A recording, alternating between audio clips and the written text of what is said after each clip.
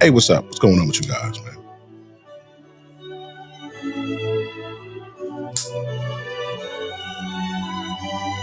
Hello, YouTube and Facebook. Happy, what the hell's today? Thursday, soon to be. So, as of last night, I told my subscribers, I told you guys, you watchers, that tonight we were going to talk about the bitches. Because you know that's what we like to do. Yeah, it really is just dispelling fiction from facts, okay?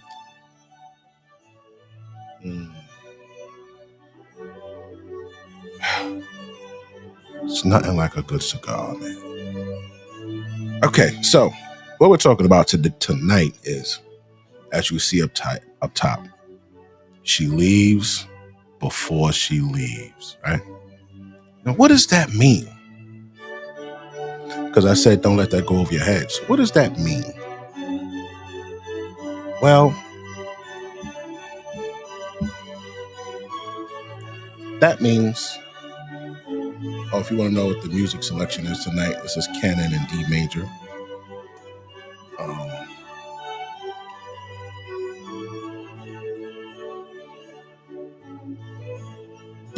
I can't pronounce the other shit, but it's pretty dope. Anyway, so she leaves before she leaves. So tonight's stream, we're going to try to hopefully show you why it's important that you're not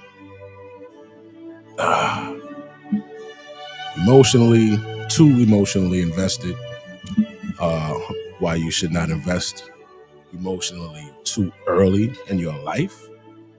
Bro, the first 30 years, bro. The first 30 years of your life, it needs to be dedicated to you. These are things that I've learned too late. I'm behind the ball. But you know what? I could throw you the pigskin, man. It's like you're playing football and you toss the shit back and let the other player run forward and score the touchdown. That's what we're doing for you. Okay? The linebackers and everybody, the tight, everybody's there. I can't go no further. Right? But if I pass the game back to you, you could run around the other side and score, baby. Score for the men.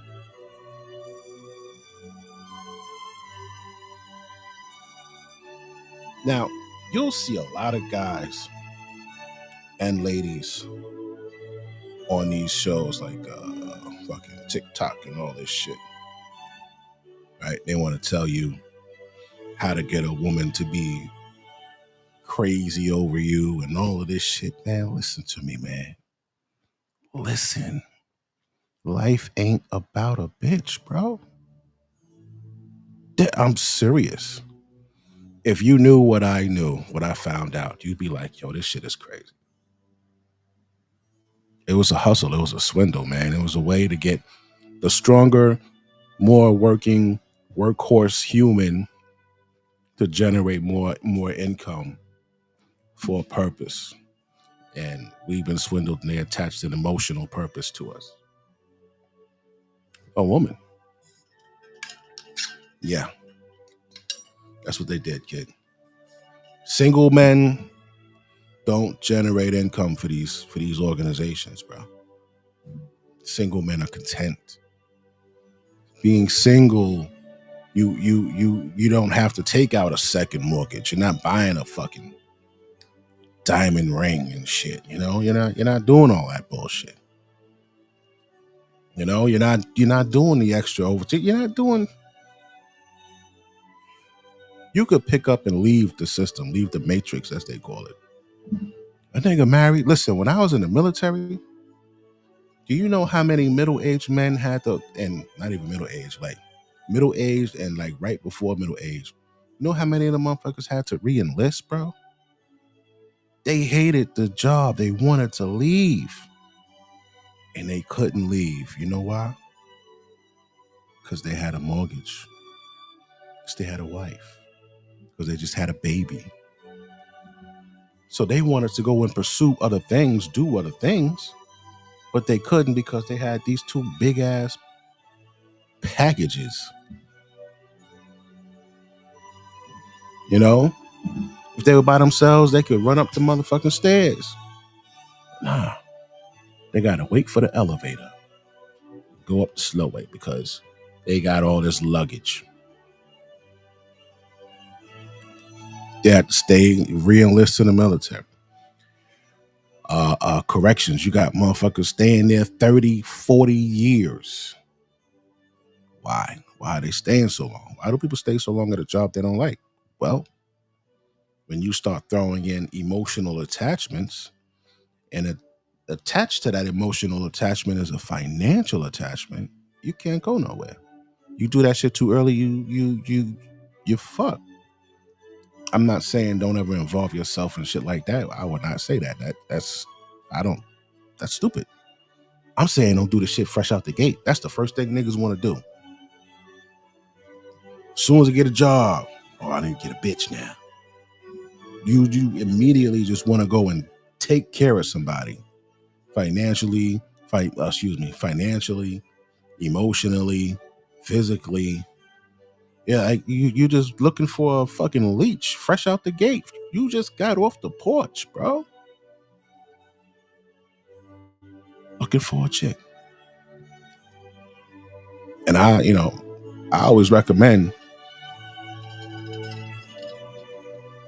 you could mess around and do your thing. They're coming out with that YCT 529. That's the male birth control.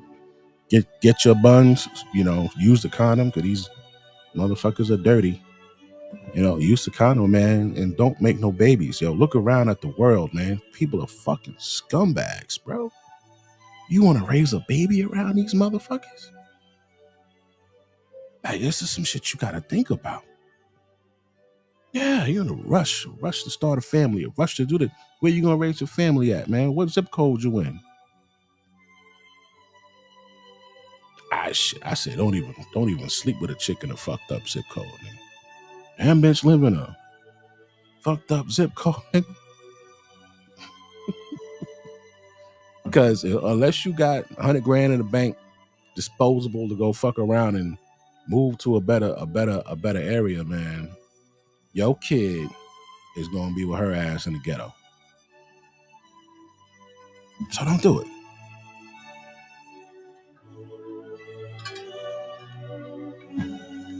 Now, we're gonna talk about some guys, right?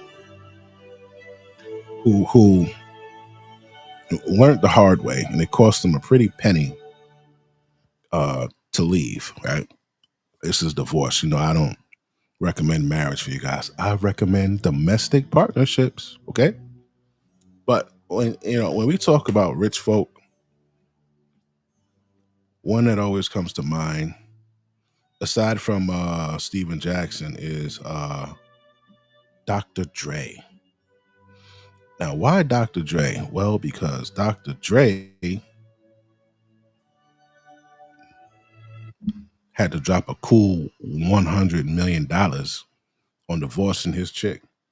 That's an expensive divorce.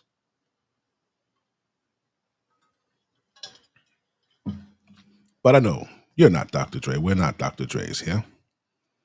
But right after this Dr. Dre explanation, he's going to break it down to the normal guy. So let's check this out. And then I got a dope video that I want to show y'all. We're going to the property and the debts and the assets. You're able to worry about all that later, which I think is nice because it allows you to do extra stuff with other women and you're not cheating.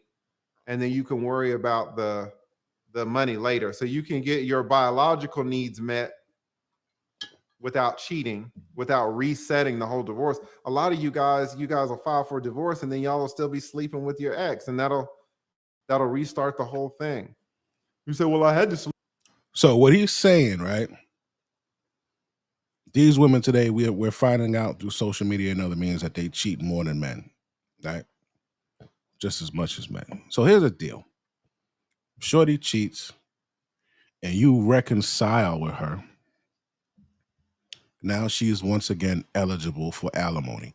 But if she cheats and you just dip, there's no reconciliation period, you don't have to pay alimony. Who knew? But she cheats, you stay and you listen to the bullshit. And this bitch could get you right back on the hook for alimony. Right? So now she done got dug out by some other nigga. And now she's about to dig your pockets. You took her back like an idiot. You don't take these bitches back, man. I don't care who it is. I don't care what her name is, man. Whoever she is, she's just a chick, bro. At the end of the day, you were in love with what you thought her character was, who she was. You were in love with her character. You weren't in love with the actual her, bro. All right, so chill out. Sleep with her because I didn't want to cheat. Well, now that you slept with her, it's reset the clock. Right. So California is like, hey man, go ahead and we're going to give you a divorce. You can do what you want to do, and then we can worry about the comment. We can worry about the property and the money later. Right. So that's what happened with these two. Now, as we have discussed, she is getting $100 million. Crazy. $100 million. Let's take a look. Let's take a look. Right. That's a lot of money. Now, this woman herself is an attorney. Shout out to all the esquires. Shout out to all the counselors, all the attorneys in the house, all the lawyers. But, let me ask you a question, right? So, say you're rich, right? So you're rich and you're married and you're taking care of this girl and she's fucking got she's drinking the best water and the best wine and the fucking eating the best Wagyu steak, right? It's living good, man. Right? Doesn't lift a finger. Living good. Shit goes left. You guys separate. You decide to get a divorce. Right? Some punk ass judge is gonna say you need to give her 50% of whatever the fuck you got, right? Mind you, you're rich and this bitch has been in jets and just living a life, right? I mean, to me, it's just an observation. I think she got her 50% up front, bro. Yeah. I think she got her 50% up front. For the X amount of years that they were together, that she was with this rich motherfucker, she didn't have to do a damn thing. Pay a damn thing. She wasn't living like a grown adult paying taxes and going to work and shit, contributing to society. So why the fuck she got to live, coast, get all of this shit? Then when it's time for divorce, this idiot, the judge, says, yo, you gotta give her fucking, $6 million up front and fucking $100,000 a month. Why? Your Honor? She ain't paid a light bill, gas bill, mortgage bill, car note, nothing. Her ass been home. She got her 50% up front. It makes no fucking sense. Right? Now back to this shit here. I'll just go out on a limb and say that there was no way in hell that this woman as an attorney was going to get 100. Look at this shit, baby. 800 million to split. That was his net worth. Damn. 800 million to split. She got 100. She was supposed to get 400. Now, when you look at it like this looks like a total win. This looks like a total win. Why was she supposed to get 400 million? Why? She was supposed to get 400 million because marriage is halvesy halvesy. Yeah, nah, man, fuck that. Now, I want to show you, right? When you get married, because we're down on the normal level people, right? We're average people. I want to show you, so I want to show you average people. When we get married, this is what tends to happen to us. Now, I want to show you. You go on fucking TikTok, bro. You find nothing but women on there talking this dumb shit right here, bro.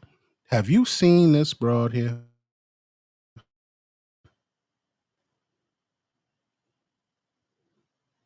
Have you seen her? Right? This is the idiot. Listen to him. I left my husband, I left my kids, and I moved to a whole new city, a whole new state, rather. Just me, no one else. And I didn't move because I didn't love them, but I finally decided. And so for years, like I put myself on the back burner to love myself too. Yeah, this dumb And so shit. I love them, but I didn't move because I didn't love them, but I finally decided to love myself too. Like, this is why people say women are stupid, bro. This is why. So you got married, had kids, right? Stay at home mom, you ain't doing shit. Do you know how many fucking women wish they were stay at home moms?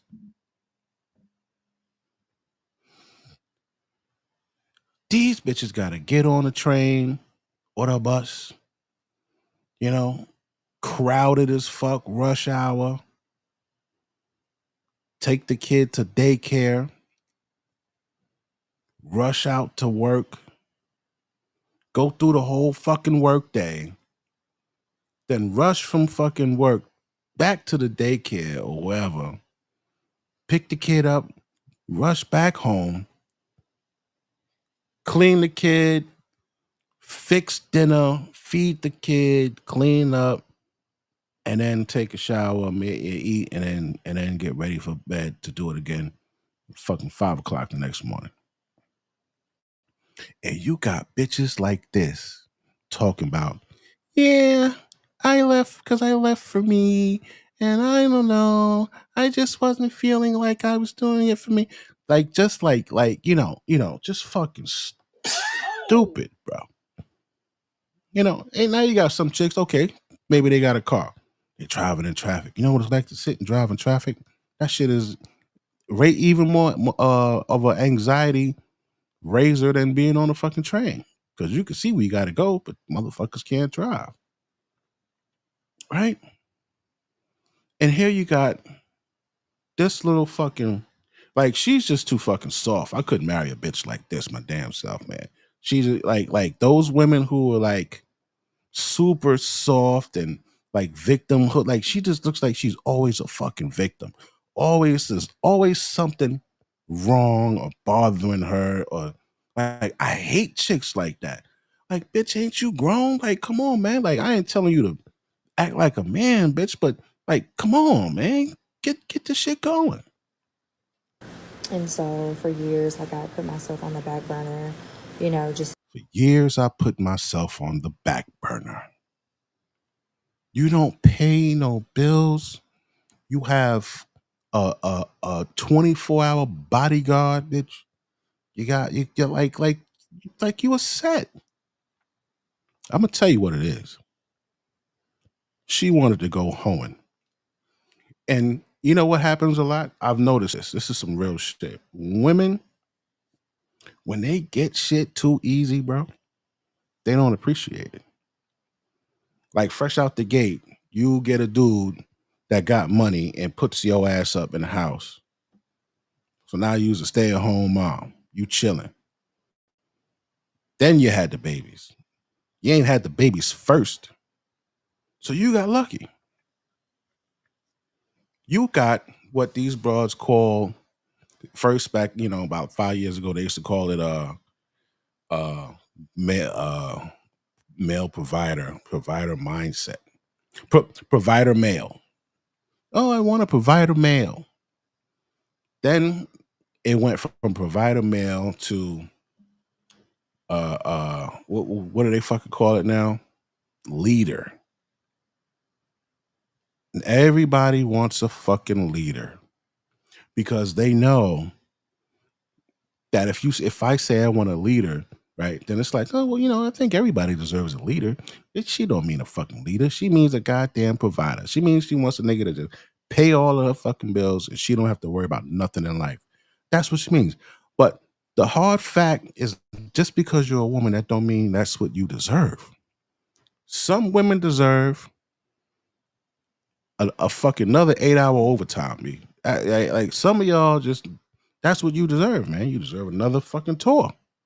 You deserve another shift. You don't like because there are fucked up people like her. Do you think she deserves another guy to do it? No, hell no. Why? You ruined one. You've ruined one. Now you want to go and pick and choose when you see, and then ruin another one when the shit ain't going the way you want. Like, hold on, let's play this shit.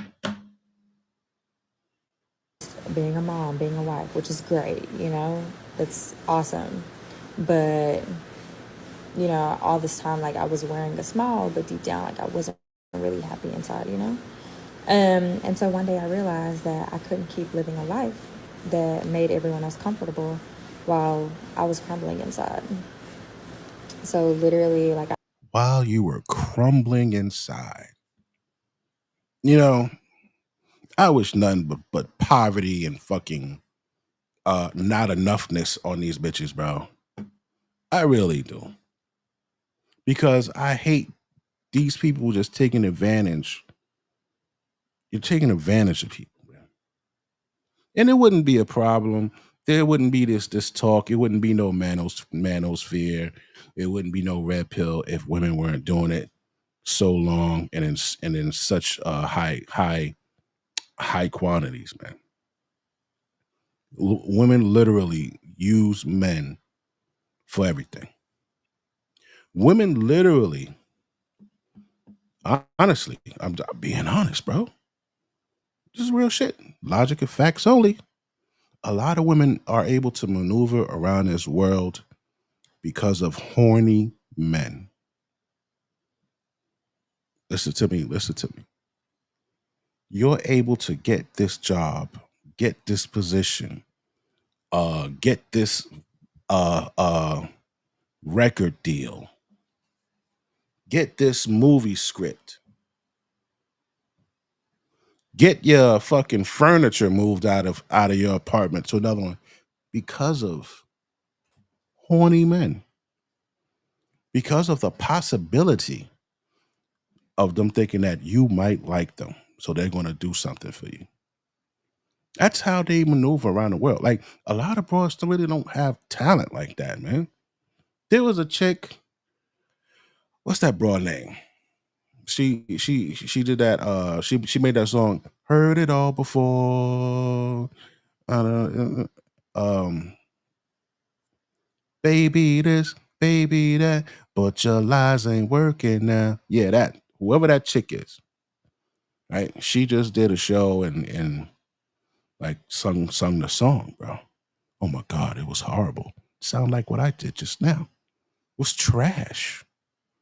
But you know what? People were praising her because she had on a tight outfit and she's red bone with a big ass. So I'm just sitting here looking at this shit and I'm like, you niggas really be gassing these broads up like they really doing something and they not. Like, I couldn't see it when I was younger. I could see it now. You, like, the broad will be horrible at something. And niggas will be like, I see you. I see you. Like, what the fuck do you see, nigga? What do you what do you see? Proof of that. Proof of that. Look at uh uh certain jobs. They got certain requirements. You got to take fitness level and shit. I was in the military and in law enforcement, and the fitness tests for both of those jobs were different for men and women.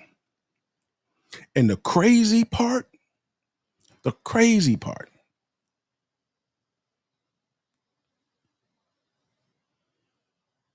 is they will hire a woman who could only do 15 push-ups, right? Say for the woman, it's a minimum 15. 15 is passing, right? Say for a man, a minimum is like 30, 35 or some shit.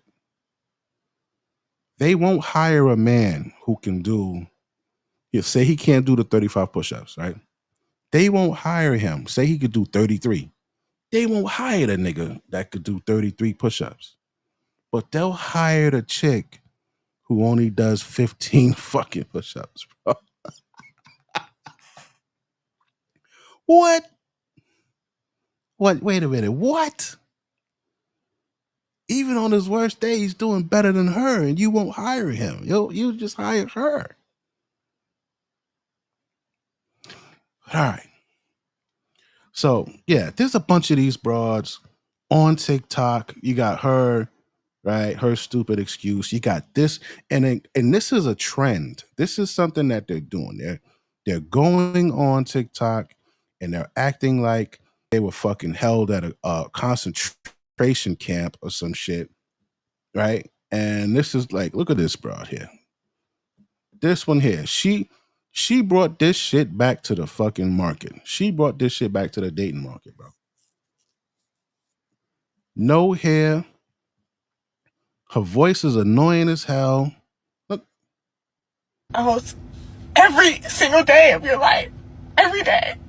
I've been married for about 7 years, and I don't even know if this is worth it. Like, and not saying that there's anything necessarily. Now check this out. Woman says that despite being married for 7 years to the perfect husband, she is still unhappy and feels like she's married to the wrong person. Right? And what is she saying about the husband?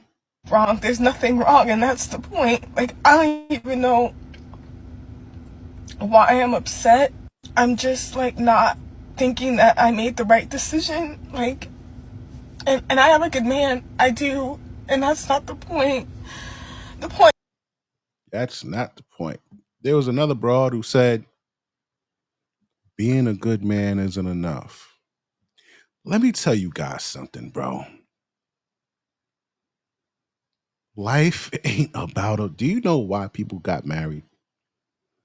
To combine wealth and status. There was some dude who was a duke of something, and there was a Vanderbilt female, mad bread. Y'all already know about the Vanderbilts. She had some fucking bread, money long, right? But somebody in the family wanted a royal name. It was like, yo, we got the money, but we want some, like somebody got to call me, sire or some shit around here. Them motherfucker wanted a royal name, so they said, yo, go marry somebody rich. They found a duke. The duke, his dukedom, was going broke because he ain't had no bread. So they talked it over and negotiated. They said, yo, I need some bread. I got this flashy ass name. I got the respect. I got the clout. My name ring bells. But I just need a little more capital. The bitch said, yo, I got the capital. I just need some clout. They married, were together 26 years. That's marriage, bro. There is no fucking love. I know. You're like, what? But my parents were married for 33 years. Listen, bro. Honestly, if they had this fucking TikTok shit, this Instagram, Facebook, all of this bullshit back in them days, they wouldn't have been married 33 years, champ. I promise you. Promise you. If they had this technology back then, all those marriages that were 20, 30, 30, 40, 50, 60 years, that shit wouldn't have happened, bro.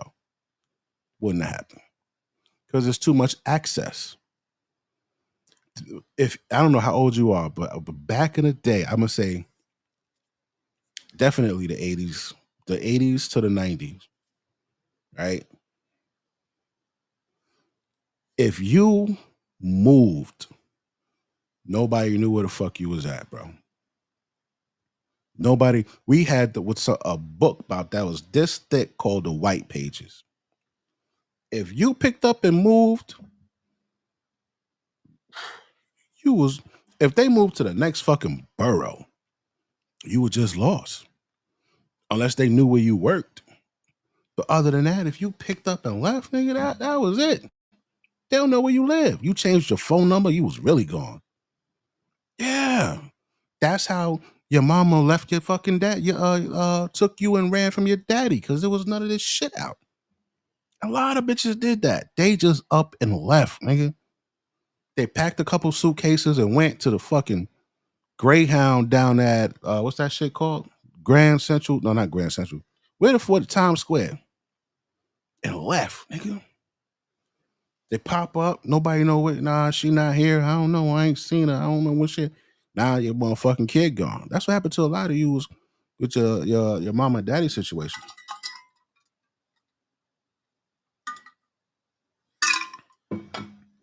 But damn, where were we? Yeah, but anyway, let me show you this shit here.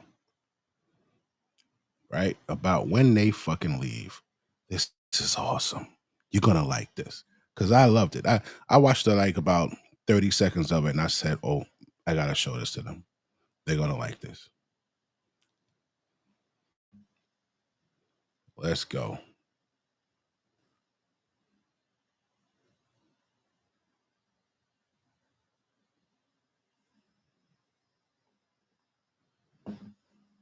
How women leave men without looking back, right? Check it. She's been planning her exit for months while he's been planning their vacation.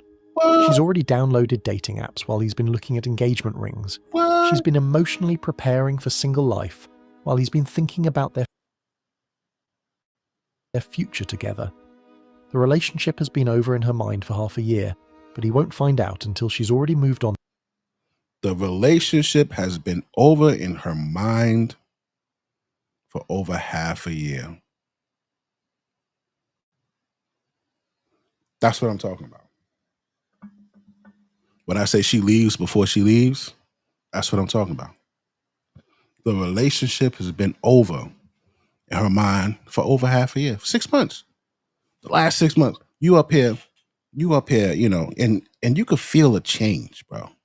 I know you could feel a change. You know, you start arguing. When you're arguing, you kind of feel a bit more cautious. You kind of hold back a little bit because you notice the change. Half of you, she's waiting on the next argument so that she could end it. She's ready. You're in love with the actual chick. Men do shit like we fall in love with a chick, you know, the way she does her fucking hair and flings her hair or some stupid shit we find about her that we love. It's not like that with you, with them. They love what you do for them physically, financially, emotionally, mentally. You know, that's what they love. But at some point, that shit comes to an end. Okay? Now, when he said that she left in her mind 6 months prior, I want to show you something. She left in her mind 6 months prior. There's something called Briffelt's Law, right? Psychology today type shit, right? I'm just read the important part to you. You don't got to read the shit. I'll read it to you. Hold on. So, boom, boom, boom, boom. Okay, Briffelt embellishes the truism by asserting that intimate relationships between men and women result from a calculated cost-benefit analysis by women. Yes, a cost-benefit analysis by women. Will she or won't she acquire a net gain from any relationship with the man? Right? So like what is the benefit of her dealing with you? That is what they love. They don't love you. They don't love how you look after you get your hair cut, or that you smell like coconut sheen oil after they spray the shit out on you in the barber chair. She don't give a fuck about that shit, bro. What is the benefit of this nigga here? That's how they think. Cost benefit analysis, right? And it goes like this: can she brag to her friends about you, to her fucking parents or girlfriends? Can they talk about you in a group chat? You know, could she become the the head bitch in her girl crew? And the only way to become the head bitch in your girl crew is you gotta have the best man, or you gotta be single and have the most money. That's the only way these bitches could be the best bitch in the bitch crew. So they ain't got no motherfucking money. They act like they got money. They ain't got no money, man. Them bills be coming. Them bills coming, man. They hate it, bro. They're struggling. And now 300,000 of them got fired. Come on, bro. But I'm telling you, that's how they think. You got a girl clique, say about 6 bitches. Right? Half of them don't have a man. Shit, maybe out of 6, maybe only 2 got a man, bro. Real shit. You know, it's all about it. So, real shit, only about 2 of them got a man. For them to be one of the top broads in the clique, she got to have a man that got some clout, got some money. She got a man and he worked for UPS or he's fucking Amazon. She might not even feel comfortable hanging out with those bitches. Everything they do is for the other bitch. It's because they want praise and acknowledgement from other women. Yeah. Don't got shit to do with you. This guy, oh, he's in finance. Oh, he fucking drives a Porsche, or he drives a fucking GLE or whatever. He's got a vacation home in DR. Maybe he had a good year and he took some bread and he caught a condo in DR on sale for like 100,000. You know, he put fucking 20 down on it or something, you know? Yeah, we going to DR because he got a condo in DR. Like, yeah, they like shit like that. They like shit like that. Then if she could ask her man if she could borrow the condo for a weekend and go with her girlfriends, oh man, she's the head bitch in the clique for sure. Or maybe you're not in finance. Maybe you're a CO or a police officer. Last year you broke 230. Huh. That's good bread. That's good bread. Oh, she's gonna brag about that shit all the motherfucking time. Maybe you got a few doors. Maybe you got a few rentals. She's gonna talk about that. Everything is to brag amongst her crew or her family. She wants the dude when she's out at brunch or some shit, or they're out hanging, and you call, you like, yeah, baby, I'm at motherfucking Jimmy Foo or whatever. So he's like, oh, okay, yo, I'm gonna come down. She wants you to come down there, smile, crack jokes, have a few shots, pay the tab for everybody, and then leave. Yeah, that's gonna make her the head bitch in charge, bro. Because she got a man that'll come down there and pay everybody tab, made everybody laugh and fucking giggle and shit, and then left. It's not about you. Do you know how long it took? You know how long it takes men to figure this shit out? And some still haven't figured it out. Take about 40 years. Yeah. Salute Uncle Motherfucking Kills. Salute Uncle Kels. What's good, baby?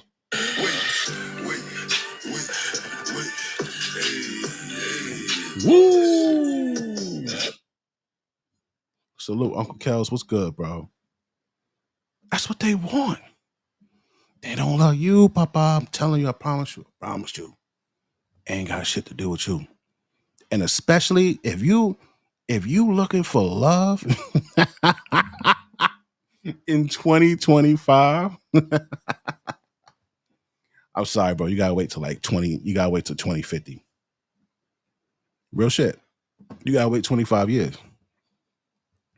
Wow, 25 years is a generation. Yeah.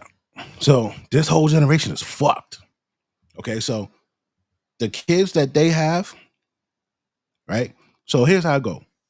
Grandma, right? Didn't like men, had a rough time with men.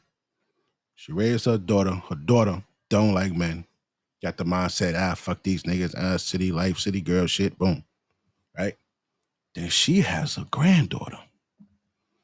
The granddaughter is gonna grow up and she's gonna turn around and she's gonna see mama and grandma alone and fucked up, miserable. And the granddaughter is gonna say, nah, these bitches ain't do it right. Listen, man. Listen, you ain't gotta pay everything. We could work together. Yeah, because that's what it is. We gonna work together. Yeah. Because unlike before, I don't know if we had a subset of women who hated black men specifically. In this day and age, you have a subset of black women who hate black men specifically.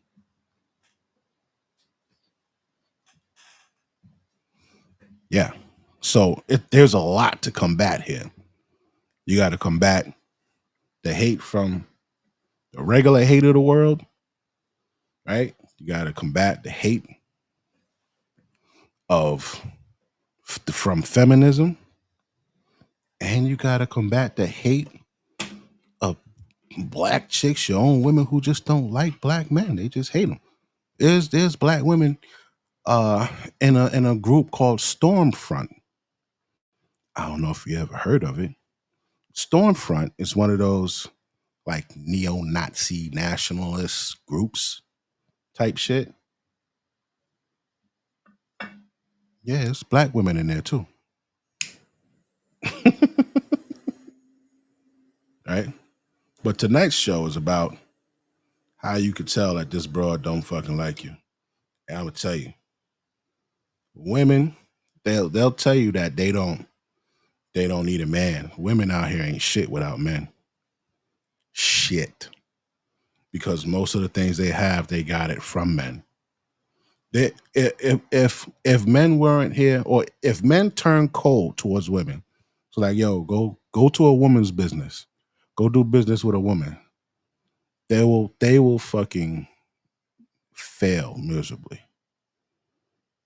If men stop servicing women because they hate men, they don't need men. If they was like, yo, we ain't helping bitches do shit, from car mechanics to motherfucking coffee shops, nigga, it's gonna be a bad thing. Bad thing. You gotta get your own shit. Fix your own pothole on this block. Fix your own motherfucking cable. Fix your own this. Fix your own that. Buy your own this. Pump your own that. You call 911, you gotta wait for the female officer. So I don't know. Like they say that shit after the world is built and safe. They don't like men, but it was men who said you can't knock bitches upside their head and take their pussy no more. It was men who said she needs to be protected. It was men who said she should be able to get a credit card. She should be able to buy a house. she should be able to vote. It was men that said that. And funky little twat bitches got the nerve to say, fuck man, men suck, men, this and that. If it were my world, the big West world, every time a woman said that shit, she'd get fucking slapped. Hard as fuck. And I think that's what might be missing. I do. This is just an observation. This is what I think because of what I observed. Okay. I observed back in like the 80s, the 70s, the 60s, the 50s, and shit like that. When women were getting disciplined in the home, they acted in society in mass way better. They did. They carried themselves better in society. How do women carry themselves in society today? You ain't even got to answer because we know. But now let's back to this here. 6 months, right? 6 months. The bitch already left in her mind. Let's see what else happens. To someone else. This isn't a story about one particular woman or one unfortunate man. This is the mathematical reality of how modern relationships end. Women orchestrate departures while men experience abandonment. Women execute strategic exits while men suffer sudden devastation. Women transition seamlessly into new relationships while men struggle to understand what just happened to their lives. Tell me that shit ain't true. Women transition into new relationships seamlessly while men are still trying to figure out what the fuck happened. That bitch in another. As a matter of fact, somebody just got their head blown off the other day behind that shit, right? Yeah, who the fuck got somebody just got bodied behind that shit? A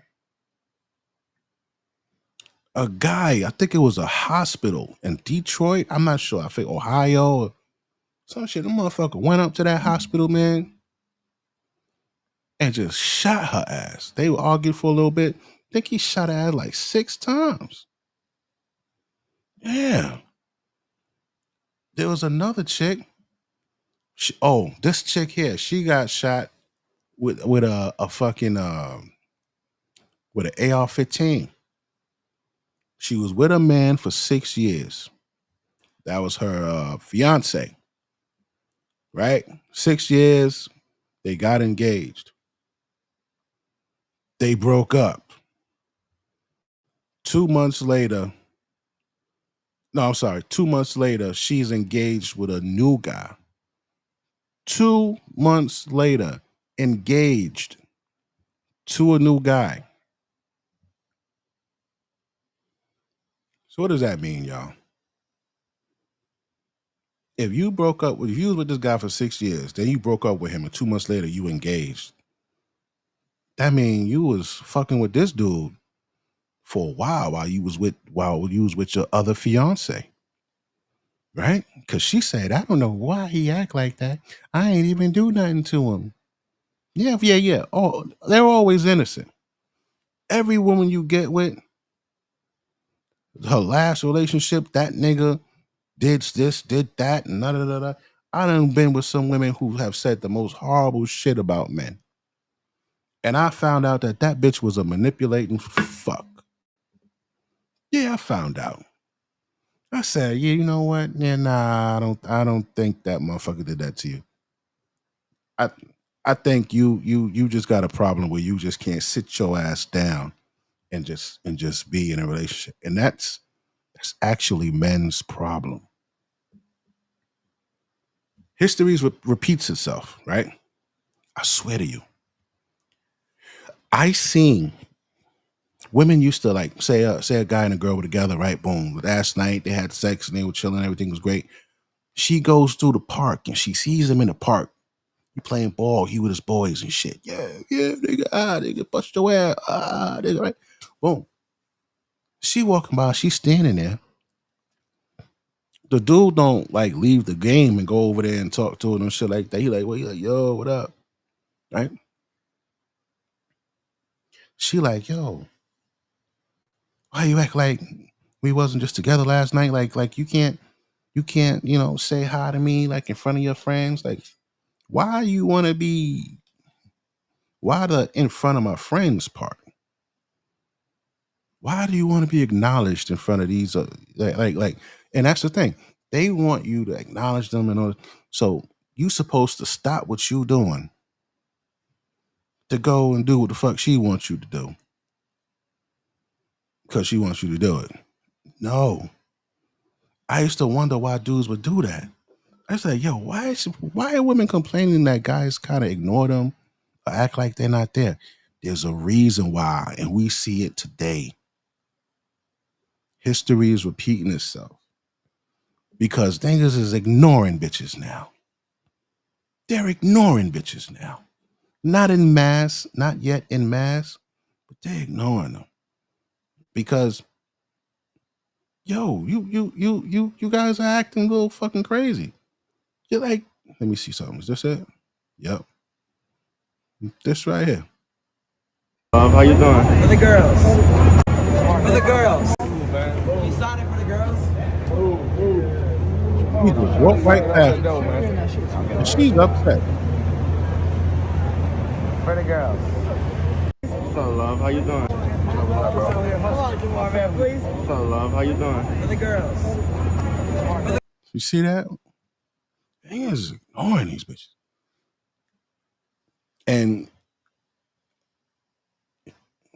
it's going to be hard on them because not only are we seeing why we should ignore them, this social media shit made this shit grow larger, bro. They done came out with fucking red pill, manosphere, black pill, MITGAL,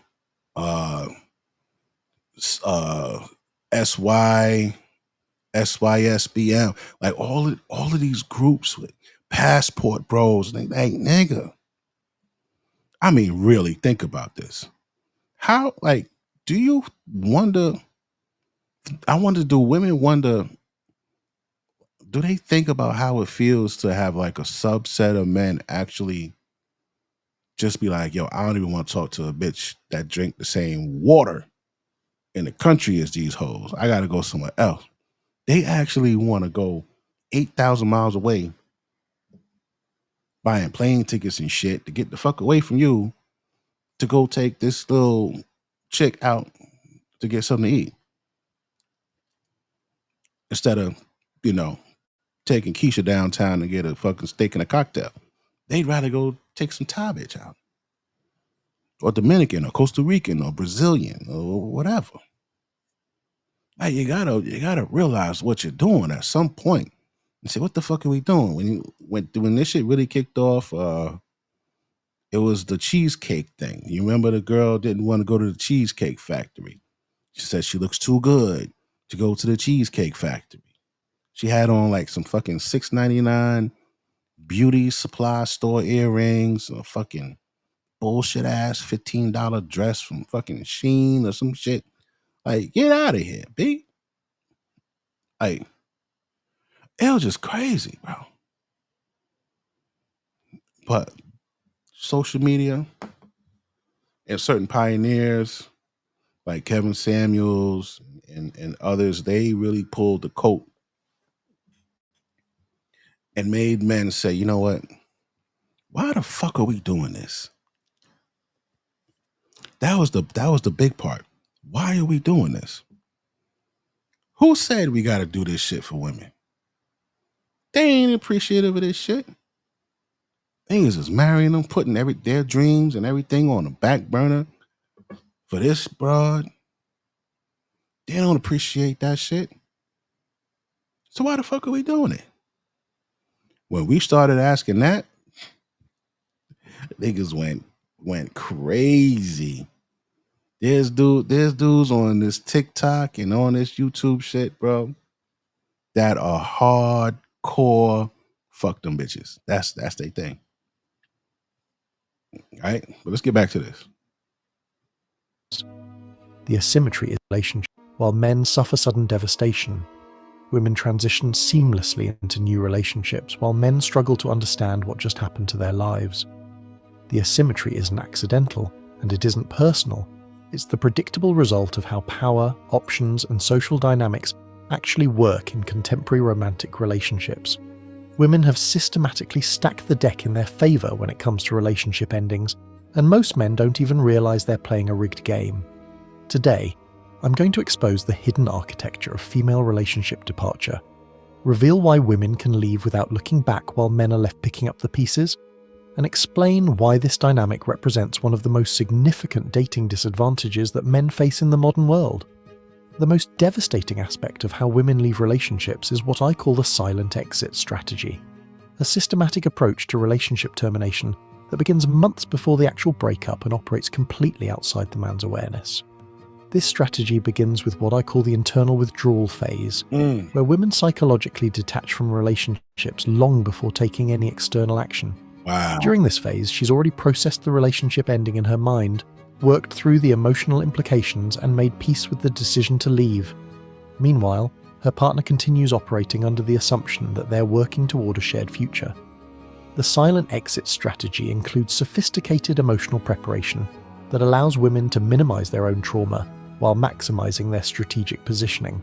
She begins the psychological grieving process while still in the relationship, which means she's often emotionally recovered by the time she actually leaves. This emotional head start explains why women seem to move on so quickly after breakups. They've already done most of their emotional processing in secret. The strategy also involves what I call stealth market research, where women begin evaluating their romantic alternatives while still committed to existing relationships. This research doesn't necessarily... This is the orbiters. This is where the fucking orbiters come in and shit like that. You know, when what you're doing is you're basically keeping the cycle going, because this is going to happen to you too. So by you entertaining her because she got him in, you're keeping the cycle going, because once you do that shit, somebody's going to do it to you too, bro.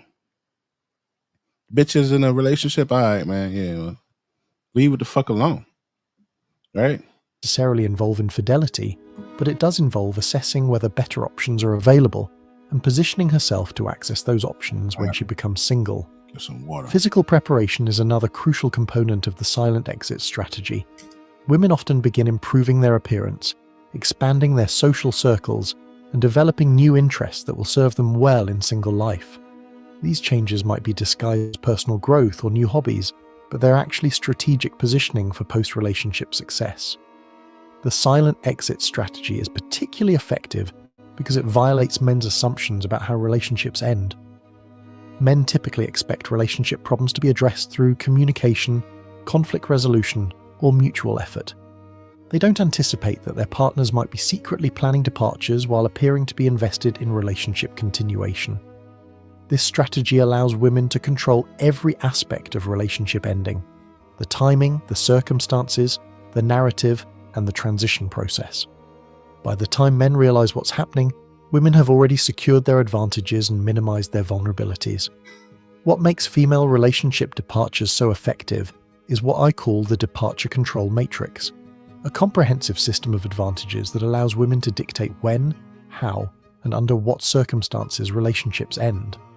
The matrix begins with what I call initiation dominance, the statistical reality that women end most romantic relationships and marriages. This dominance isn't coincidental. It's the result of women understanding that controlling departure timing provides enormous strategic advantages. The person who decides when a relationship ends gets to choose the most favorable circumstances for that ending.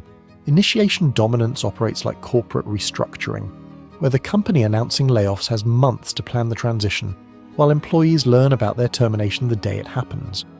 Women can time their departures to coincide with new job starts, social calendar openings, seasonal advantages, or the availability of desirable alternatives. Men receive these decisions as fait accompli, without any opportunity to influence timing or circumstances. The departure control matrix also includes what I call information asymmetry, where women possess complete knowledge about their departure plans, while men operate with incomplete or false information about relationship health. This asymmetry allows women to continue extracting relationship benefits while secretly planning their exits. Resource positioning is another crucial element of the matrix. Women often use the preparation period to secure financial independence, establish separate living arrangements, or build support networks that will assist in their post-relationship transitions. Meanwhile, men continue investing in shared futures that will never materialize. The matrix includes social narrative control, where women get to frame the relationship ending on their own terms. Since they initiate the departure, they control the story about why the relationship failed, what their partner's shortcomings were, and what they need in future relationships. This narrative control helps them maintain social support, while often leaving men dealing with social confusion or blame. The departure control matrix transforms relationship endings from mutual processes into unilateral decisions that serve women's interests while leaving men scrambling to understand and adapt to circumstances they had no role in creating. Wow. One of the most sophisticated aspects of female relationship strategy is what I call optionality portfolio management, the practice of maintaining multiple potential romantic alternatives throughout existing relationships to ensure seamless transitions between partners. This portfolio management Now, you know where else I've seen this, right? You see this when they're like, oh, date. I'm dating, right? When they're like, date more than one person at a time. They tell each other, yo, date more than one person at a time. And when a dude finds out that this broad is dating somebody else after you took out to dinner, I mean, fuck that. Let that nigga take you out to dinner again. Why am I not? Once we get on that level and we're like, all right, yeah, we're going, because first thing I'm asking you, like, are you seeing anybody? They're like, no, I'm not seeing anybody. I'm dating. If you dating a lot, bitch, I ain't even fucking with you. And they get mad and try to be like, oh, there's nothing wrong. Yeah, there is something wrong with it. Because you're extracting resources from every fucking body. And the dude who's giving up the most resources is getting the less buns. We only date you for sex. That's the only reason we date you. It's the only reason why we take you out and shit. We know that you guys like to do nice things and shit like that. We're not going to come here empty-handed, and date could be, a fancy restaurant, or it could be us sitting in the car by the fucking water looking at the fucking moon, bitch, whatever the fuck you want. But going out, spending quality time. If you going out spending quality time with a bunch of niggas, I don't want you. You understand? So by them doing this, they're getting all kind of help, all kind of validation, and all kind of, they eating. They eating, man. There was some chick, she saved money because she went on dates every week for like 2 years. Like women save money being in relationships and going on dates with dudes. Like they save money, bro. Imagine if the world was the other way around and they paid for everything. Every time you went on a date, a woman paid. How, and you got to go to places that you've never been before. Once you pick a broad up, now all these guys that he's talking about, they done picked the chick up. He's still paying this. He's thinking about future plans, and this bitch is like, yeah, I'm kind of bored. This guy's he's too nice. He's too kind. Bitches just get bored. Which one? It's the second one. Let me show you this. They just get bored, bro. And when they get bored, they're like toddlers. When they get bored, man, like you gotta really fucking bump. You like, how like with like little kids, you gotta stump your toe or bump your head and act like you fell down so that they can laugh and shit. That's how it is with these fucking broads. Yeah. Where the shit I'm trying to show you at? Where's it at? Who's it had to do with a broad? Oh, what is that? No, that's not it. Is it this?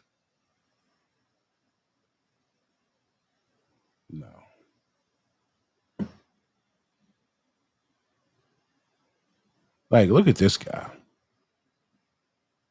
Please just marry me. Marry me on this flight. Marry me on this flight. I can't live without. Don't break up with me. Just marry me, please. You're my everything. You're everything. You're everything I've ever wanted. You're everything I ever need. I want to die with you. I want to die with you. I want to grow old with you. I need everything. Please, I need. Please just marry me. Marry me on this flight. Marry me on this flight. I can't live.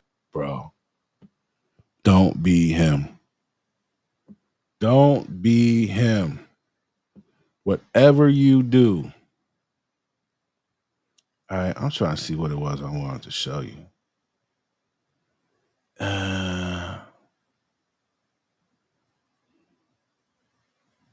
Oh, here you go. Look. I cheated a lot of times, so I'm glad you admitted that. So you're a cheater. I am a cheater. Because people act like they fucking never did nothing in their life. Oh no, I'm gonna tell the truth. I cheat. You do cheat. Why do you cheat? You about to get married. Because to me, somebody like, nigga, I love her. Look at him gassing her. Why? What are the circumstances that make you feel like I'm about to cheat? When I feel like he gets bored.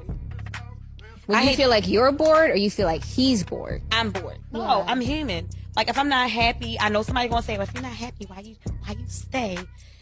It's complicated. Sometimes, it's complicated. It's complicated. Sometimes I need a nigga to keep paying my bills. Complicated. It's complicated. I cheated a lot of times, so I'm glad you see her face. She trying to cover it up. She don't want that to get out there. She don't want to expose the nasty hoe this broad is. There's a treasonous bitch. I cheat when I feel like he's boring. That's why these niggas be shooting these bras in the head and chopping them up and putting them in suitcases and shit. Because y'all play with niggas' feelings and you think it's supposed to be cool. Everybody, I did a stream on that. It says everybody doesn't walk away. Everybody doesn't just walk away. Because it's true. The guy that Shorty was dating, she was engaged to for 6 years and then she left. 2 months later, she's engaged. Yeah, he went by her crib and shot her 4 times with an AR-15. She covered her face and like was trying to block her face and shit, and he blew her hand off. Right? The dude got shot, he survived. But you playing games. You playing games. That means you was fucking and sucking this dude while you was in a relationship with this guy. And the reason why this happens is because a lot of men put their heart into this. As you see, he ain't said nothing about this bitch really loving you. Because they don't. I explained what they love is. Right? And niggas just, they tired of that. You deal with somebody who's not emotionally stable, under a lot of stress, or you was a real bitch about it, man, that nigga might put you in the dirt. For real. Let me pull that shit back up. Where it's at? He might just put your ass in the dirt. Operates through what I call the peripheral orbit system, where women cultivate relationships with men who represent potential romantic options without crossing explicit boundaries of infidelity. These men might be colleagues who've expressed interest, friends who provide emotional support, or social acquaintances who offer different lifestyles or qualities than current partners. What? That's the next nigga. That's the next nigga. That's the one, oh, he's just a friend. Shit go wrong. She crying on his shoulder. That's the work husband. That's the this, that's the that. Partners. The peripheral orbit system allows women to maintain what I call warm backup options. Potential partners who are already emotionally invested and romantically interested, but haven't been activated yet. These options require minimal development time because the foundation of attraction and interest has already been established during the previous relationship. Portfolio management also includes what I call strategic social positioning, where women place themselves in environments that provide access to high-quality alternatives. This might involve joining new social groups, accepting invitations to events where successful men gather, or maintaining friendships with people who can provide introductions to desirable potential partners. The optionality portfolio creates what I call the seamless transition effect. Now, at this point that they're at, right? Where she's out here looking for another potential mate, as he says. Your focus should always be to be a potential mate. Even if you decide to get into a relationship, which I don't recommend, but even if you decide to get into a relationship, you should never stop your personal growth. Think of it like this: you meet a chick. Say you were taking courses to learn to get a new cert in fucking computer shit, right? You want to get CISSP or some shit like that, right? Whatever you want to get. But you met this bitch, boom, boom, you say, and you put it off, and you put it off, and you put it off, and you put it off, right? You're having a great time, like you're falling in love. This bitch is dope. Oh my God, I can't believe I met this type of chick. Da, da, da. You paused your personal growth, right? Right? Maybe you're going to get your CDL. Maybe you're going to go to school, back to school. Maybe you're going to go to trade, whatever it was, to increase your personal growth that will later translate a few years down the line into more income, right? Say you paused that, you stopped it. You get with her. We're helpers, we're fixers. You know, you're giving her advice. She's coming and bitching and complaining and moaning about something. And you're like, yo, listen, you know, you can get through this. You could do it. And, you know, yo, I'll help. And da-da-da. As the relationship goes, she starts to increase her value with something. You paused your value. When it's over, her value increased. Yours stayed the same. You still look the same. You still, you know, at the same spot that you were 2 years, 3 years prior. That does not happen to you now. Whatever you were doing, you got to keep doing. Life isn't about her. Because I'm going to tell you, man, you got to look around, bro. These bitches is leaving. They're leaving billionaires. They're leaving millionaires. So what makes you think, no, be always increase your, you got to always stay that dude.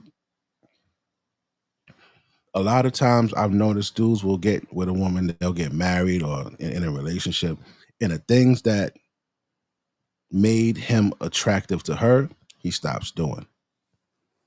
Not only to her, to other women. You stop doing it. So what does that mean? Now that means that what she got is starting to decrease in value. It's like you buy a used Benz off the lot. Not brand new, used. That shit just lost even more value now, bro. You gotta be the type of person that every year you accomplish something. So next 5 years, you've accomplished 5 things that just, it definitely increases you in value as a person. It could be anything. It could be maybe you wanna learn, you wanna study philosophy. Maybe you wanna get smarter. Maybe you wanna write an ebook. Maybe you wanna start a online shopping store or some shit, whatever. I don't know. You got to keep doing those things because these women, they're like tires, man. You get a new car, you got a fresh pair of tires on this bitch. At some point, you're gonna have to change them tires because they're gonna give out on you. They're gonna give out on you, man. Eventually, you will get a flat. You're gonna have to change that bitch. Yeah. Don't get stuck. Don't get stuck without a spare. Don't get stuck without that. Not even AAA, because them niggas take forever to send you somebody. Fuck AAA. But you know, don't get caught out there, man. These bars, they move on. And you always wonder, yo, how is that bitch able to move on? It's like it was nothing. I know she knows I'm sitting here crying and dying in the bed, and that bitch don't care. I've been through that. I used to wonder, yo, how the fuck, like, yo, how that bitch just up and Like, no feeling? Nah. No feeling, bro. Bitches is cold, calculated motherfuckers. And I think, I say this a lot, the 1700s, they were fucking whores, B. Whores. And some guy came along, Desiderius Erasmus, and he said, yo, man, we got to educate these broads, and we're going to give them marriage as an alternative to prostitution. They didn't want that shit. They wanted to stay hoes, bro. That's where the term "you can't turn a hoe into a housewife" came from. Yeah. So I think, how could they go from being whores in the 16th and 17th century to motherfuckers getting down on one knee, looking up, oh, you're the best thing that ever happened to me. Please do me the honor. Like how that dude was crying on the fucking airplane. How the fuck did we get there? These bitches are smart. They're so smart, right? They're already equal, and they still act like they're not equal. Still pushing the envelope. We're not equal, you know. We're gonna keep fighting for our rights, and we're powerful. Bitch, what you talking about? You could do the same shit I can do, and you can't even do what I do. You still get paid the same. What the fuck are you talking about? You ever notice that we're talking this power shit? Oh, powerful, and get your power, and this and this. What the fuck are you talking about? Listen, if two people are equal, right? Two people are equal. Nobody can do anything more than the other motherfucker. If two people are equal and one person keep talking about power, that mean they want to crush you, bro. They want to be over you because you already equal. Why you keep talking about all this powerful shit and you want to be a power this and a CEO and a president and this and we one of this? They always cheering on if they do something better than a man, like. And a lot of them can't do shit better than a man, bro. They just can't. I fucking look at these guys, especially judges, man. You know this bitch don't need all this fucking money to take care of a fucking kid, bro. Who writes the laws for this shit? I don't care how rich this motherfucker is. She don't need $40,000 a month to take care of this one fucking kid. Like, where is the common sense at in this shit? No matter, even if it's a newborn, nigga, how much Pampers cost? A Pamper is a Pamper is a Pamper, nigga. There's no Pampers for rich niggas. They ain't got no fucking, there's no $500 box of Pampers and shit, nigga. Ain't no fucking $700 thing of formula. There's no shit like that. Why the fuck you giving this bitch $40,000 of this nigga's dollars every month?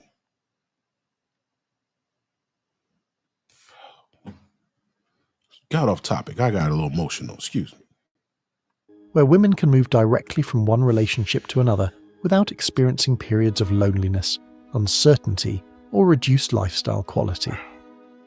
While men are processing the shock of unexpected breakups, women are often already several dates into new relationships with partners they'd been cultivating for months. Wow. This portfolio management is socially acceptable because it operates within the boundaries of friendship and professional relationships. Women can maintain emotional connections with potential alternatives while technically remaining faithful to current partners. This social acceptability means women can build extensive option portfolios without facing criticism or relationship consequences. The portfolio system also provides women with comparison opportunities that allow them to evaluate current partners against available alternatives. This constant benchmarking often leads to current partners against, wow. Portfolio system also provides women with comparison opportunities that allow them to evaluate current partners against available alternatives. This constant benchmarking often leads to relationship dissatisfaction when current partners don't measure favorably against other options, accelerating the departure timeline. Perhaps the most mathematically devastating aspect of female relationship advantages is what I call the recovery time differential, the dramatic difference in how quickly men versus women can transition into new, romantic relationships after breakups. This differential operates on multiple levels that compound women's advantages. Emotionally, women typically recover faster because they've been processing the relationship ending for months before it actually occurs. While men are just beginning to understand that their relationship is over, women have already completed most of their emotional healing and are ready to invest in new connections. Socially, women recover faster because they typically maintain broader support networks and are more likely to receive assistance from friends and family during transition periods. Men often find themselves socially isolated after breakups, particularly if their social circles were primarily connected through their female partners. Practically, women often recover faster because they have had time to arrange alternative living situations, establish financial independence, or secure social support before relationship endings occur. Men frequently face the practical challenges of rebuilding their lives while simultaneously processing emotional trauma. You hear this shit? The recovery time differential creates what I call the opportunity velocity gap, where women can enter new relationships months before men are emotionally ready to date again. This gap means that by the time men have processed their previous relationship and are ready to seek new partners, women have already secured the most desirable available options. The differential also includes physical recovery advantages. Women often use the pre-departure preparation period to improve their appearance, lose weight, or enhance their attractiveness. They enter the dating market in peak condition, while men are often dealing with depression, stress, or neglect of physical maintenance that occurred during the relationship-ending trauma. Market positioning advantages compound the recovery time differential. Women can begin building new relationships while still receiving support and resources from ending relationships. This overlap period allows them to transition from one source of stability to another without experiencing vulnerability or need. The mathematical advantage that women hold in relationship transitions is amplified by what I call the standards gatekeeping system, a social dynamic where women maintain high selectivity requirements that create additional barriers for men seeking new relationships. This gatekeeping... That's like when you see on Kevin Samuels or Kendra G and the bitches be like, yeah, my new man gotta make $250,000 and he gotta be 6'2" and he gotta be generous and he has to have a provider mindset. All of that, she's like, just what he said, she's excluding all other motherfuckers. She's setting a new standard because the nigga she just left wasn't like that, right? So she's actually setting a new standard. That's what he's talking about. I actually picked that up, all right? A social dynamic where women maintain high selectivity requirements. That create additional barriers for men seeking new relationships. This gatekeeping system operates on the principle that women are socially encouraged and supported in maintaining rigorous standards for potential partners. These standards typically include height requirements, income thresholds, educational expectations, social status criteria, and personality qualifications that automatically eliminate large percentages of available men. 16. The gatekeeping system creates what I call the qualification bottleneck, where men must meet multiple criteria simultaneously to be considered viable romantic options. This bottleneck means that even men who are ready to enter new relationships after breakups face significant obstacles in finding women willing to date them. Now, the crazy part is a lot of women do this. Even the ugly ones. Because I remember back in the day, only like the ugly chicks, like only ugly chicks were cool with every and anything. Only the fat chicks were cool with any and everything. They were cool, like, yo, you made, if you made 50,000, she was cool with you. She liked you. Now, even the ugly bitches is on some shit. You know why? Because they found out how to work makeup. So they wake up in the morning, they see them real self. They don't even go and look at themselves. they go to start putting on this shit and changing the shape, the texture, the bone structure, and all this shit of their damn face. And then they look at that shit and they say, "This is me." That ain't you, bitch. That is not you. You're playing make believe. I remember only the ugly chicks fought.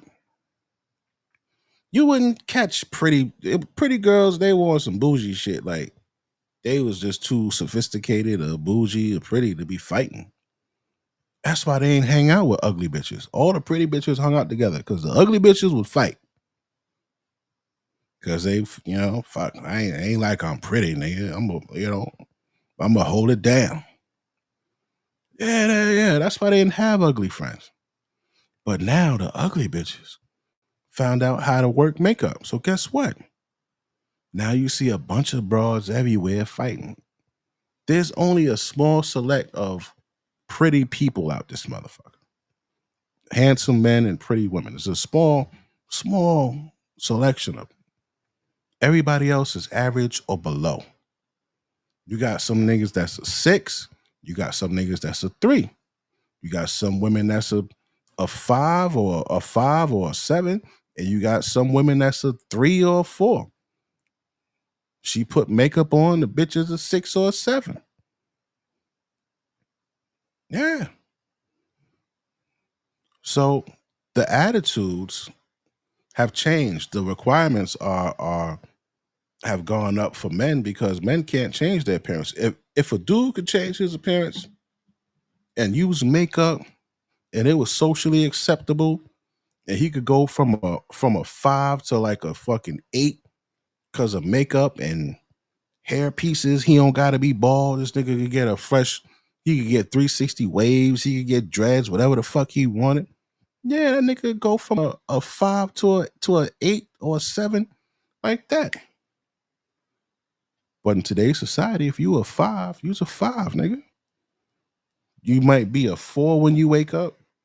After you take your shower, wash your face, get a shape up. Yeah, now you's a 5 or a 6. Average or one above. See, Kev, he calculated broads based off of they face and they weight. One thing I think I wish he would have did was, look, say shorty's a 6. She's a 6 because she got ass and titties. You get 1 point for ass and 1 point for titties. If you don't got no ass or titties, that 6 go down to a fucking 4. Straight like that. You wear a wig. Listen, you get the modification system they be having is crazy, bro. It's crazy. This shit is it's not depressing. It's fucked up that they do this shit and can get away with it, and dudes are just like oblivious to it and don't care about changing this shit, bro. This is an unfair game. And here's my thing: these boys do all of this for what? To get you to take care of their monkey ass. These bitches ain't gonna pay no bill. They don't want to pay no bills. They don't want to pay for the dates. They don't want to lift heavy shit. None of that. They want you to do it. So how are you the prize? So the prize that I get is to be your fucking servant.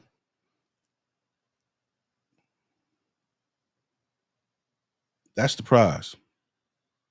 To be your servant. Fuck you. Do that shit yourself.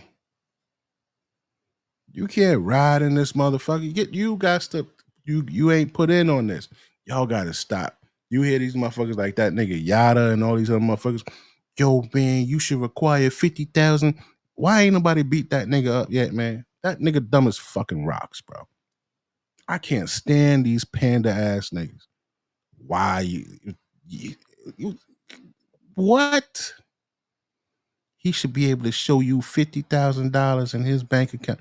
Because he ain't gonna fuck with you. The majority of these bros is less than a 5, man. What are you talking? And they got kids. What are you talking about? How you got 5 kids and you want nigga making $300,000? That makes no sense. That's like I don't even know who's a real pretty bitch out here today, man. Man, let's go to the 90s, nigga. Fuck, I don't even know who the pretty bitches today is because they all be capping. Let's say 1990s Tony Braxton, nigga. That's like Earthquake saying, yo, I want Tony Braxton. Yeah. That's not happening, bro. That's not happening. You're not getting a 1990s Tony Braxton and you motherfucking Earthquake or what's Cedric the Entertainer fucking, no, bro. That don't happen like that. So how these bros got 5 kids, 3 kids, 2 kids, and you want a nigga making $200,000? What, like Maya? Oh, my nigga,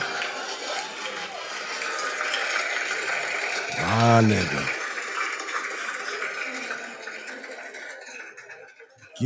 Give it up one time for Maya. He ain't even lying. Maya's a bad joint, man. She outlasted, man. She looked better than Alicia Keys. They caught a pic of Alicia Keys without her makeup on. That bitch got wrinkles. That's how I know we getting old. When you see motherfuckers that's like, was just a little bit older than you, like the celebrities and shit, and you see them looking fucked up, you be like, yo, that bitch is old. Oh my God. But Maya still, that's a fun. Yo, I really like the fact, man, she left. I like the fact that she left the industry, man. She ain't go for it, man. She ain't go for it. They was trying to get her. And she was like, nah, I ain't with this shit. That's how I know that the industry is fucked up. Because you got some people that are like, nah, I wasn't with all that shit. Oh, what shit? Yeah, they don't be with that shit. Maya's a bad bitch. So now we see how these bros move, which is fucked up. Like, this is crazy, bro. You gotta teach your sons, your nephews, any young nigga that'll listen with an ear. You know, and it's hard to talk to the young bros because the young bros, man, experience is the best teacher, man. Experience is the best fucking teacher, bro. Because they, you could tell them all this shit. They ain't gonna learn until they out there, and they get with that chick, and she really stepped and kicked their motherfucking heart in the gutter. Women's standards are also dynamic and tend to increase over time rather than decrease.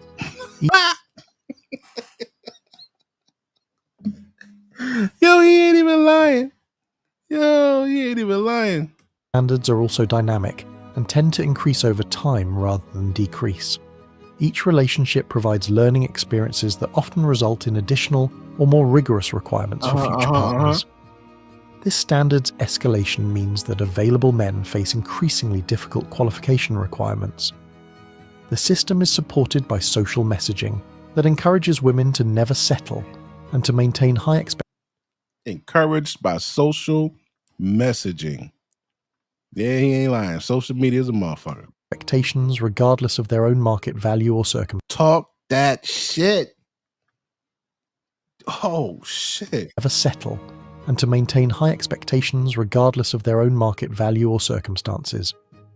This social support system means that women rarely face pressure to reduce their standards, even when those standards significantly limit their options.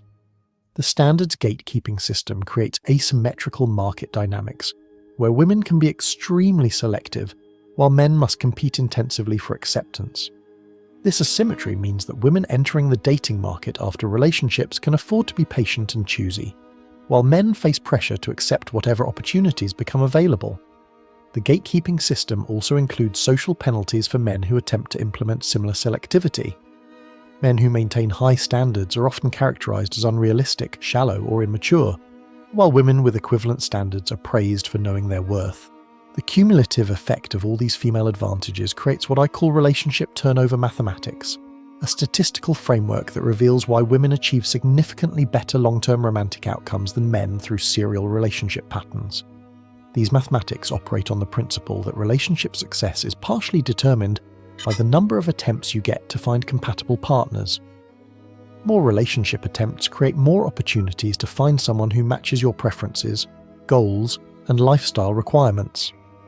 The turnover mathematics reveal that women typically achieve 60 to 70% more relationship attempts than men during their prime dating years. What? This advantage stems from faster recovery times, better option management, superior departure control, and more favourable market positioning following relationship endings. The mathematical advantage compounds over time because each relationship provides learning experiences that improve women's partner selection skills. With more attempts, women become better at identifying incompatible. That's why I remember Kev saying, you don't get higher than your baby daddy. Like your standards, you got 3 kids and now you got standards. That's why.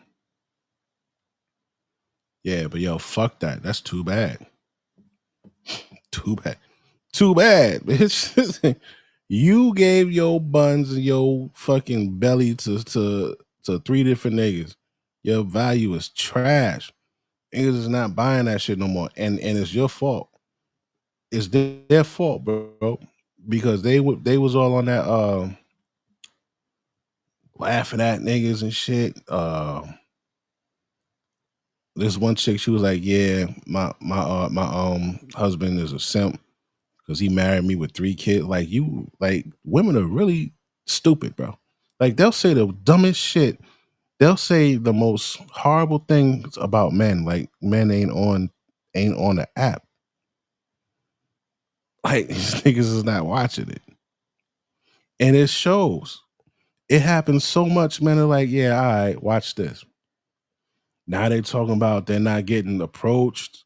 They're talking about, oh, we're having a singles event, and no men showed up. Men aren't buying us drinks at the bar. Men aren't doing, yeah, nah, man ain't doing shit. Cause y'all niggas is foul. Y'all are really foul, and you're gonna fall super hard. Kev, I don't know how that nigga was so right, B.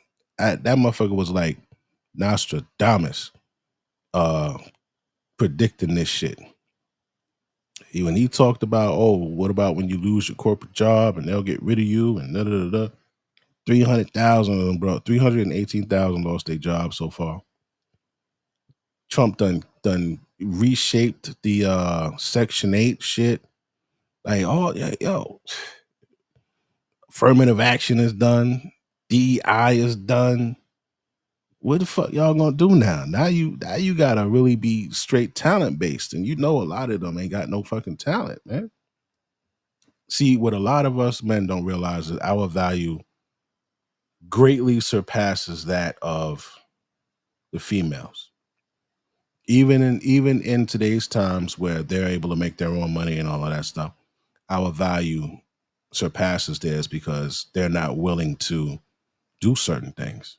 They're not willing to pay half of the rent or half of the mortgage or things like that. They want to jump in a relationship where the guy is paying all of that. Like, no. First of all, the argument that they present, oh, they used to do it back in the day. Well, guess what? There's a reason for it, but guess what? So fucking what, bitch? You should have been born 20 years earlier. You know, too bad. Who who are you to say a person should do this or that for you? Especially if you got kids by mad different other dudes. Maybe one kid is, and even that, man, I don't recommend that. Why? Me personally, I think they should suffer for their mistakes. And the only reason I think they should suffer for their mistakes is because they were so cocky, rude, and nasty about shit. So why should they not? No, fuck that, man. But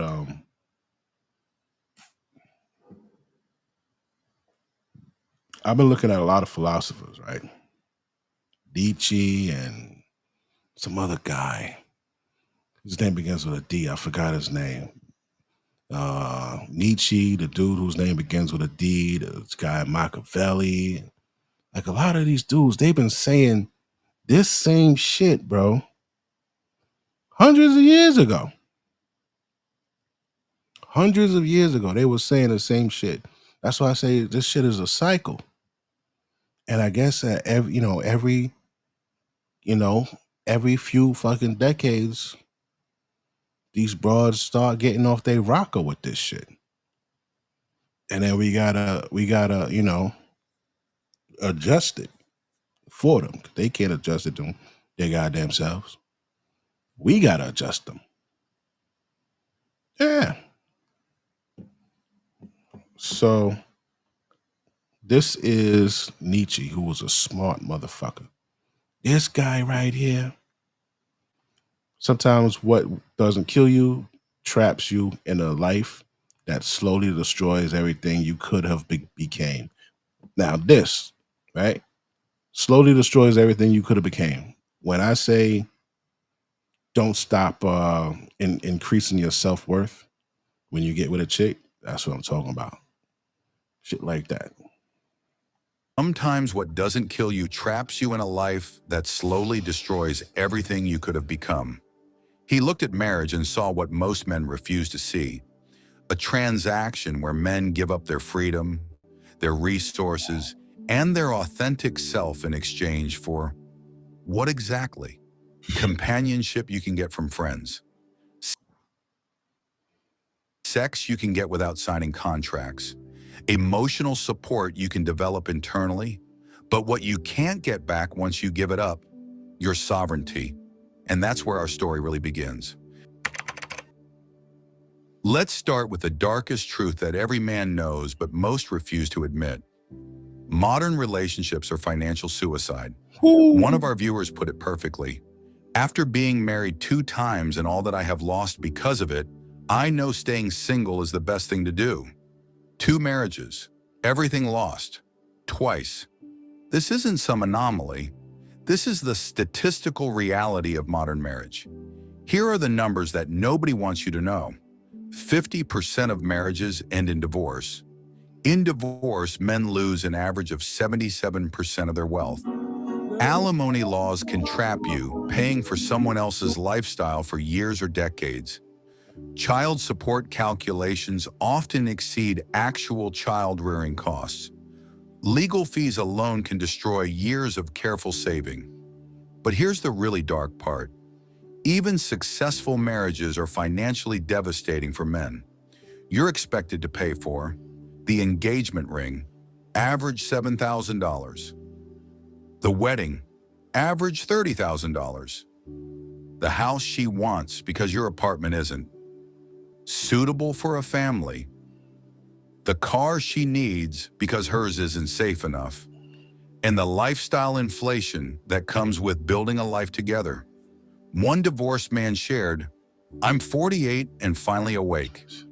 I choose..." Didn't I tell you niggas don't find this shit out till about 40 years? The road less traveled. It's incredible the changes you can make in a very short period of time when you are alone with your thoughts without having to compromise every part of yourself with someone else every day. And that's the thing, right? We rush out there to be grown and take care of somebody, bro. And then when it's time to do man shit, you if you can't do it, you're gonna feel bad, right? That's why I like running out and getting a chick in your early 20s, you 18, 20, 22, 23, bro. If some shit come up, man, it's nothing you could really do. What the hell? How the fuck can you help her? Say something happened with her living situation. Now she need a place to stay. Do you stay on your own? Do you are you making enough to stay on your own, or do you live with your parents? You know, say she got a car breakdown. She need like $400. Do you got the $400 to give her without fucking up paying your bills and keeping what you got going straight? Like, if you go from 18, right? You graduate high school, 18 to 30, that's 12 years to build yourself, to find out how you're gonna feed yourself for the next 60 years. Because if you haven't figured that out by the time you're 30, it's gonna be harder for you to even get with a chick that you might want, because you ain't figured shit out yet. You don't have a base, you don't have a foundation, you don't have the knowledge, you don't have the credentials to demand a certain amount of money. That's what it's all about. Like, that's what I want young men to know. You need credentials to be able to demand a certain amount of money. And honestly, you need what we should have been told growing up, what I should have been told growing up, was you need a profession and a side gig. Yeah, you can't just get a city job and be good, bro, because you're gonna be breaking your ass at that city job doing overtime to live good and flex. And it still ain't gonna be enough. Especially if you get abroad. Now, like our race is at the bottom of the economic household median, right? We're at the bottom. Everybody else is above us. And it's just mind-boggling to me that the brokest demographic of women demand from the brokest demographic of men to take care of them and pay everything. Other demographics, they work together. They're in the fucking 10%,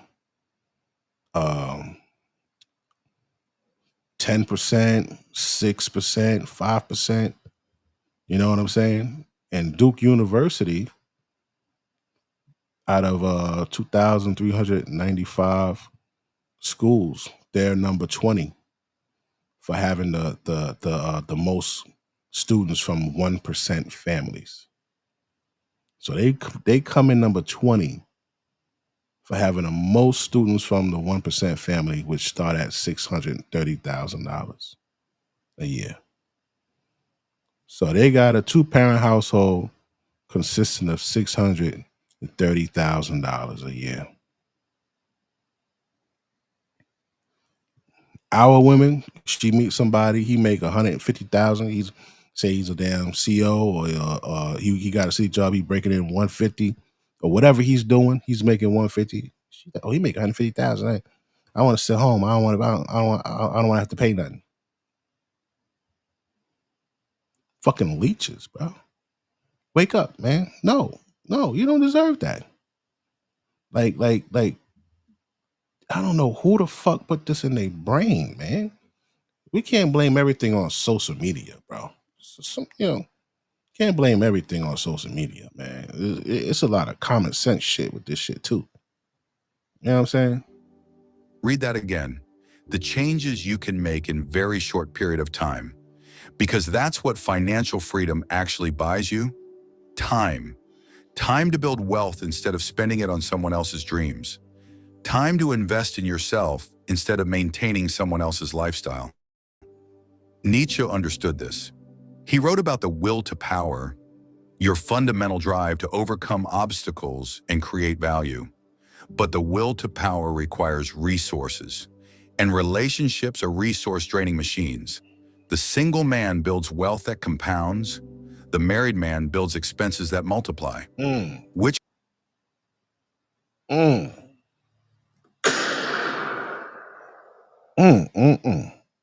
What? That's a bar. Say that shit again. path compounds? Relationships are resource-draining machines. The single man builds wealth that compounds. The married man builds expenses that multiply. Which path leads to power? This is where we enter dangerous territory. But Nietzsche never backed down from uncomfortable truths, and neither can we. Here's what men are discovering. Modern women want everything and offer nothing in return. Listen to this comment. The problem nowadays is worse.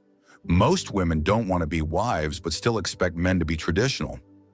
Translation: she wants you to be the provider, protector, and emotional support system while she pursues her so-called independence and self-discovery. You're expected to pay for dates while she talks about equality, be emotionally available while she remains emotionally volatile, support her career while sacrificing your own when life balance is needed. Be strong enough to handle her problems, but sensitive enough to validate her feelings. Be successful enough to provide security, but available enough to meet her emotional needs. These aren't compatible requirements. They're deliberately impossible standards designed to keep you in a state of constant failure. Another comment reveals the truth. Best thing about being single, besides not having to deal with her, is not having to deal with her family. Think about that. The relief isn't just from her impossible demands, it's from an entire ecosystem of people who expect you to manage their emotions, attend their events, and fund their lifestyles. Man, he kicking that shit. He is kicking that shit. He ain't even lying. And like when we look at family, I got to a point I really don't care about meeting your family or going to these events and shit like that, because truth be told, there ain't nobody calling. I've never heard someone say my sister-in-law or my brother-in-law or my aunt in-laws told me that my wife was doing this or that. They're not going to tell on their damn on their peoples. They're going to hold it down.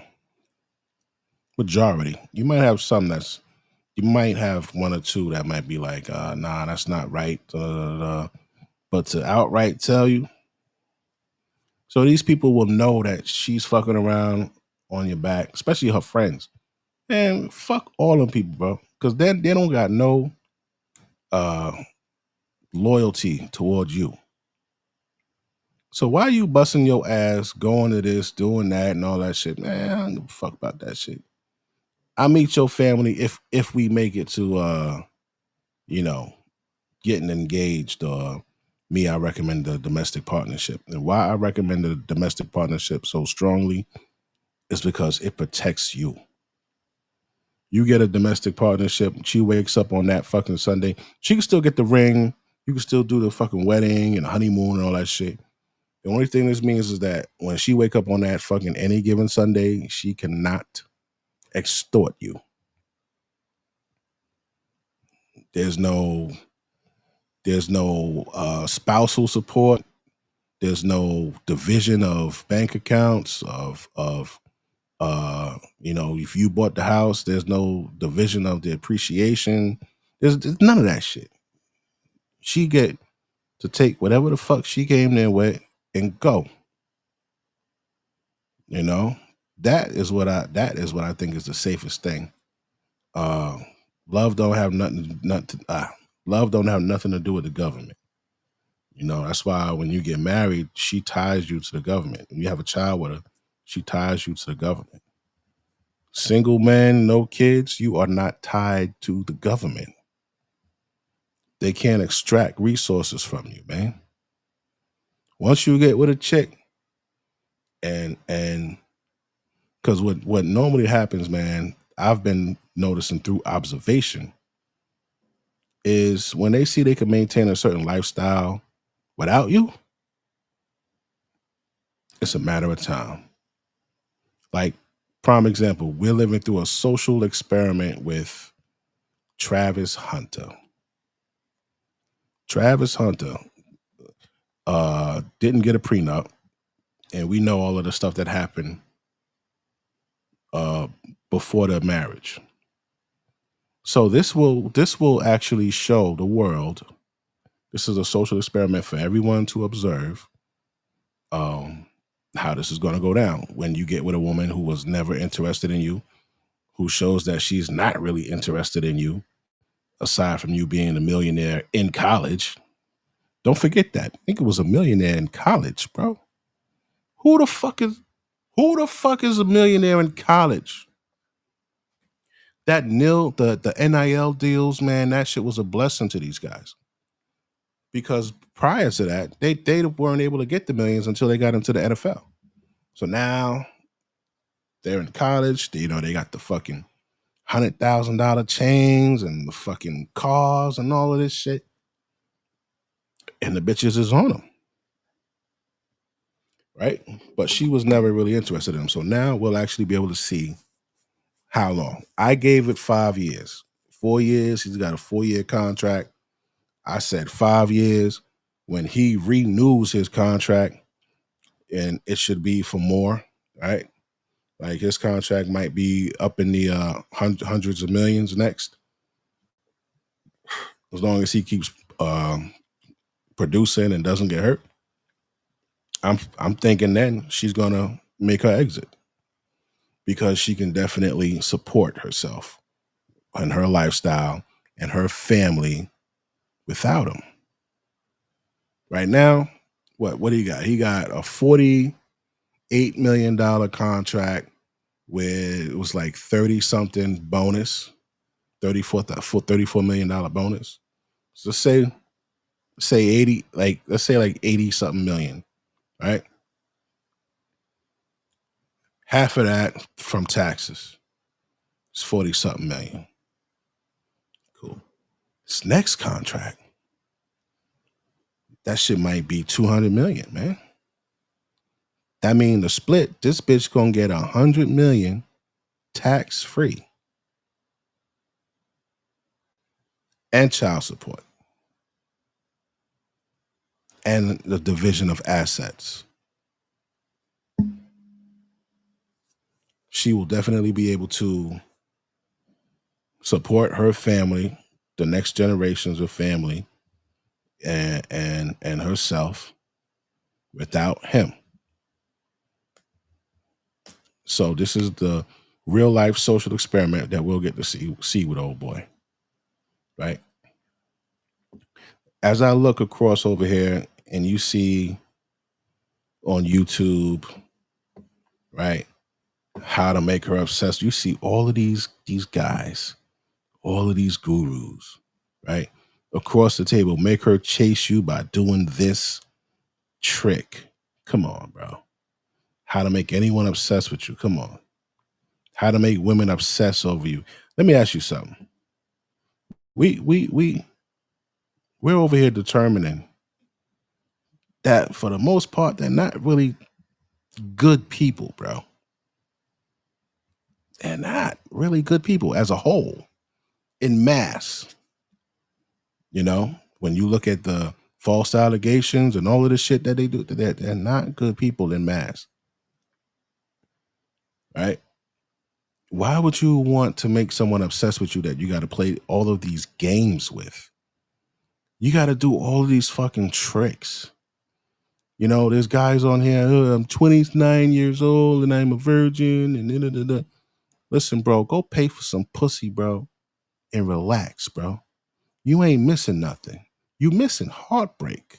You missing heartache. You're missing deception, lies. The first heartbreak you're gonna get is gonna be from a chick. Guaranteed. Unless, like you fucking lose your mom or something, God forbid or something. But your first heartbreak, man, the first real thing that's gonna fuck you up, aside from a death of somebody that you really love, is gonna come from a bitch. Yeah.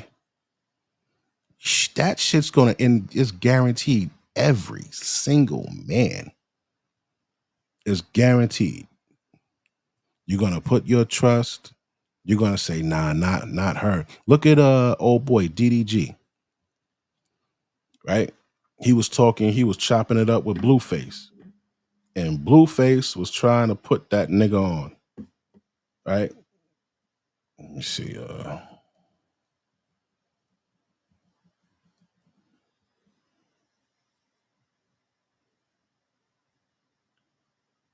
Look at this shit. Imagine if you have like a BM and you gotta pay her rent. She taking over there, you gonna be cool with it? No. You gonna stop paying the rent? Duh. What about the kid? The kid gonna be homeless. No, the kid not. See, I don't plan on having a baby mama. What you mean? You don't never I'm not gonna plan have on no it, baby nigga. mama, bro. Whoever I have a kid with, she is with me for life. Yeah, alright. I don't care what nobody say. I don't care what nobody. It all starts like that. That's exactly how you think, nigga. Yeah, alright. I'm not Sometimes the kid break y'all up, bro. Sometimes the kid be the reason y'all break up. What he be doing? He be telling on you and shit. Nah, I'm cool with my baby mama. I'm saying like, what the kid? How the kid gonna break me? Still doing our part, huh? Nah, the kid gonna break you up because her emotions gonna get to rising. She might feel like she got something to hold against you, so she gonna be acting different. She might be using the kid to boss you around, you know, to keep tabs on you. And then that might cause you to be so stressed out, like, damn, bitch, she like, nope, this, that, you know? Do it really matter? Do it really Nah, matter? females are, they petty, bro. It is. I noticed that all girls is Yeah, they all like that. It's not just one or two. All of them are petty. So the second y'all get into y'all little situation, y'all little Twitter beef. Yeah. I don't do that no more. Yeah, then the kid, it's Yeah, like, oh, alright. shit. It's over. Yo, bro, everything this nigga told Shorty came true. I just know It's part of life. I can't have no baby mama, bro. Than that, we has not been together. And I don't even bring her name up when I get on live. I get on live, I call her the mother of my child. Yeah. She had a baby by me. I'm doing my best. I'm doing my best to do that, man. Yeah, but like, you know, I only got one and I'm still rocking with her, so. You don't think you have another one, or you think you gonna have you think you have another baby? Huh? Oh yeah, I want to, but it's tricky out here. You know, we get money and shit. You know. Yeah, on the kid the best. Yeah, that's like shit. I don't know. I've been trying to have a kid, bro. I feel like when I have a kid, the whole world gonna stop. Yeah, your whole world gonna stop. That right there, that's why I think he is sincere in being a good father. That's why I think he's sincere in it, because he wants to be a father. Everything homeboy said came true. You tried to tell him, man, you get a baby mama, these bars gonna change. And Schopenhauer was another philosopher. He spoke about how love was basically a cruel trick by nature, basically to ensure the reproduction and the survival of the species. So there's things in our DNA in men and women that attract us to one another, that make us want to procreate. And that just happens to be love, because women see safety, security, protection, that makes them say that this is a good mate to have a child. Men see youth, beauty, and lust, and that makes us want to procreate with them. And I have been noticing ever since I was youngin'. I noticed, man, I was a teenager, and I was like, yo, you know, teenage pregnancies and shit, but you hear so-and-so pregnant and they go together and shit like that. All right, cool. The next thing you hear, they broke up. Next couple I know, they had a kid, they broke up.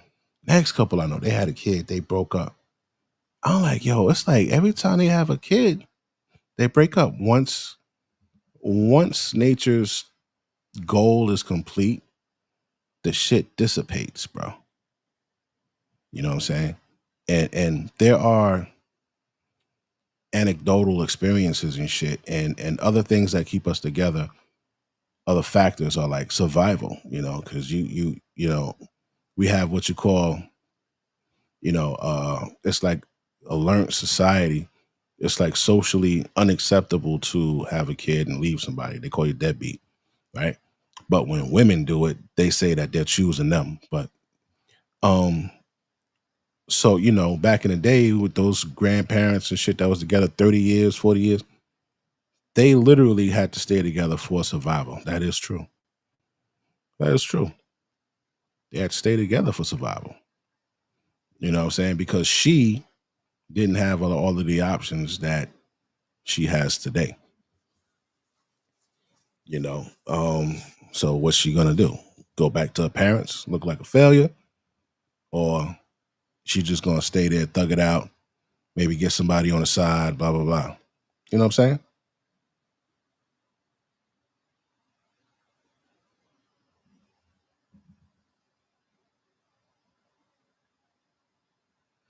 So yeah.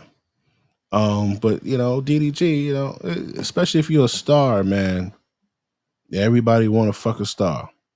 And women will line up to be with a guy that that has shit. You know, like that guy. What's the one that they go crazy over? Duke Dennis. All right, Duke Dennis. You got the King 6'8", the Great. You know, all of these guys that women go nuts over. Guaranteed. Once she gets something over him, like a baby or marriage, it's over. She's going to use that to control the guy. So all of these guys on YouTube talking about, oh, obsession and get her to want you and all that shit. Is that really what you want? I think you should be the best you could fucking be and then choose who the fuck you want for whatever time period you want them. Like I don't want men going in there thinking shit gonna last forever. Everything ends. Everything comes to an end. What you're doing, what you were doing 10 years ago, you ain't doing right now. What you're doing right now, you won't be doing 10 years from now. Where you living, you might it will change. Where you're working, that shit'll change. You know what I'm saying? Like not like you gotta really enjoy that moment. And when you really put all of yourself into a relationship and do all of this shit for them, bro, you're gonna end up fucking yourself up. There was something that I came across a while ago. It was 21 ways to be a better husband. Of course, it was written by a woman. But it's like, what the fuck you mean 21 ways to be a better husband? There ain't nothing that say 21 ways to be a better wife.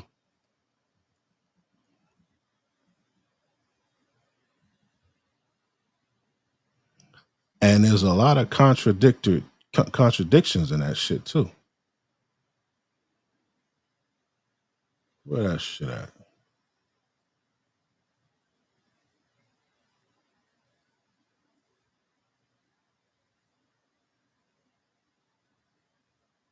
Was this it?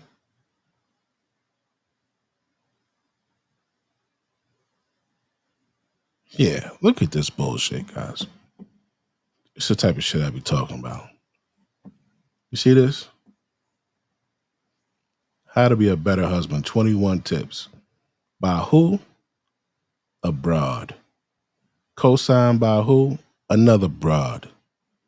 Now, I want you to see this. Listen to your partner, right? Validate their feeling. Listen to this shit.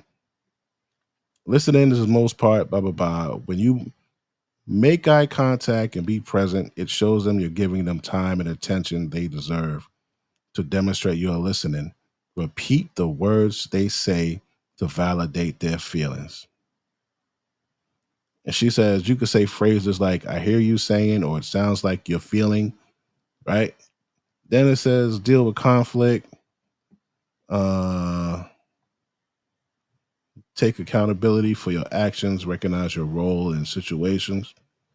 All right. Try to keep intimacy alive. What do you? It's bitches who don't be giving. It's men in sexless marriages.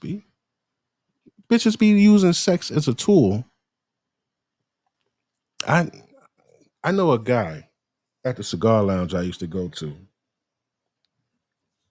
Right, and this motherfucker, he made like $280 a year, and he told me he had sex with his previous marriage.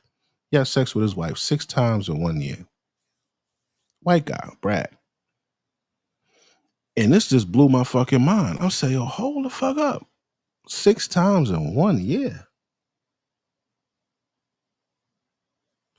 So you forsaken all other women to just have sex with her. You know how much you could be having if you was single, making 280, you a CFO or some shit, and you would just you what?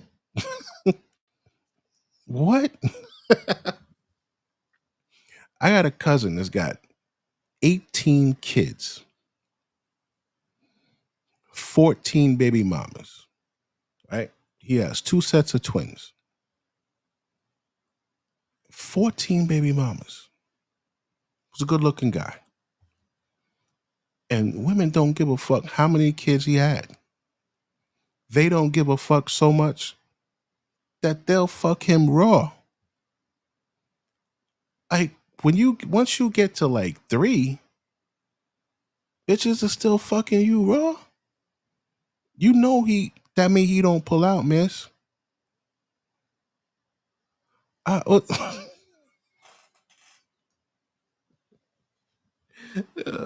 women, dumb as hell, man. Dumb as hell, man. Dumb as hell. But now look at this. So they want you. All right, deal with conflict is good, but repeating what she says, like I'm what? Repeating what she says. Keep intimacy alive. Play games that initiate touch. Try new positions. Watch porn together. Role play using. Now listen. Here is my unpopular opinion.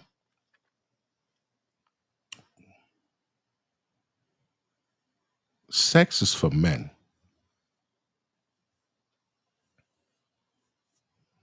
Sex is for men. The way I look at it, you're supposed to put her life before yours in the event of some fucked up shit. You're supposed to protect her. You're supposed to provide a lifestyle, and she's supposed to not have to work hard. You do all the heavy lifting and all of this shit, and you understand. Listen, man, and you got to be a fucking sex professional. You got to make the money, give the time, tend to her. What the fuck do you get? This bitch is just sitting back enjoying life. If everything goes according to plan, women have it set where they just sit back and enjoy life. If everything goes the way it's supposed to. 2-parent household, mother and the father, she's a little princess. The father does everything for the daughter, and then one day he hands his daughter to another man, and he's supposed to pick up where the daddy left off. So from birth to the day either you or her fucking go, her life is one of comfort, right? Sex is for the man. If you're doing all of this shit for what does the man? Shout out to Big Bank. He asked this question to some chick on his show, and it was a magnificent question. He said, "What does the man expect going into a marriage? What is he marrying her, or what is he marrying the woman for? What is she promising to give him? Love. She's promising." He was going in there off of the assumption that she's gonna love him and only fuck him, you know, and only be there for him, right? What is she expecting? What is she under the assumption that she's gonna get going into the marriage? A protector, a provider, a problem solver, all of this Superman shit. Only thing he's expecting to get is that this bitch hold her word that she loves him, right? Sex is for the man, B. You do what you like, you whatever you like, you do. She with it or she not, you know what I'm saying? And that's it, bro. All of the extra things, fuck all that extra shit, man. I don't give a fuck what nobody say, bro. That's for you, pop. Now, avoid resentment, right? Let's see here. To be a better husband, you resolve issues before you harbor and express abundance. Now, she's saying that, but we just watched a thing where they say women leave the relationship before you even fucking leave, pop. Now, here's the contradictions. You got spend quality time, right? Number 5, spend quality time, right? Whether that's this could be going to the gym, watching a movie, doing chores, having a date, creating more moments together. You can avoid feeling alone in your marriage, right? So they said spend quality time. Then they say have regular check-ins. Look at this shit here. They want you to say, how am I doing this week to meet your needs and expectations? Yo. This bitch said you need to ask your wife, how am I doing this week to meet your needs and expectations?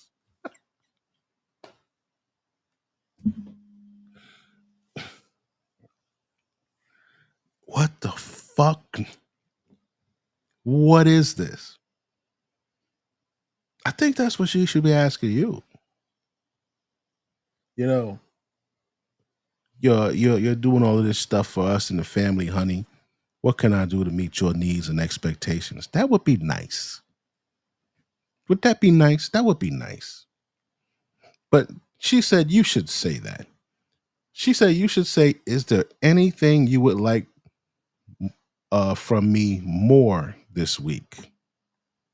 She said, what can I do to make you feel more connected to me? What?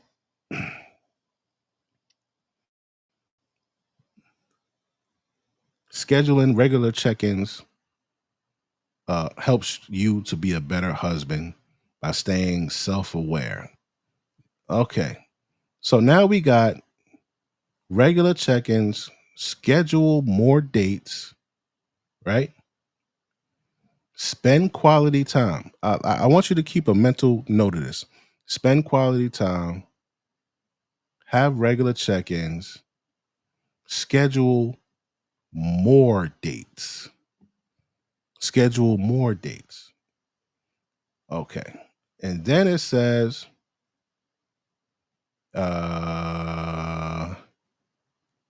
give each other space.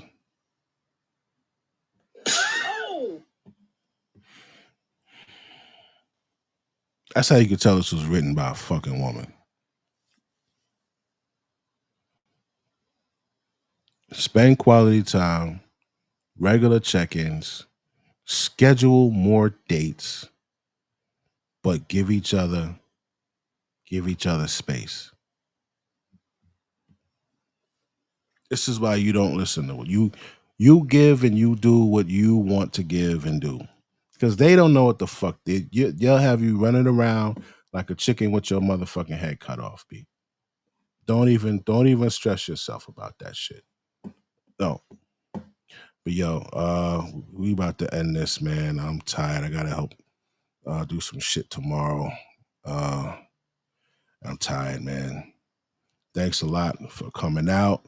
Shout out to Uncle Kel, and anybody else that was watching. All right. I'm gonna see y'all on the next one. We'll finish off on the next one. I got some shit to do tomorrow in a few hours, man. All right, peace.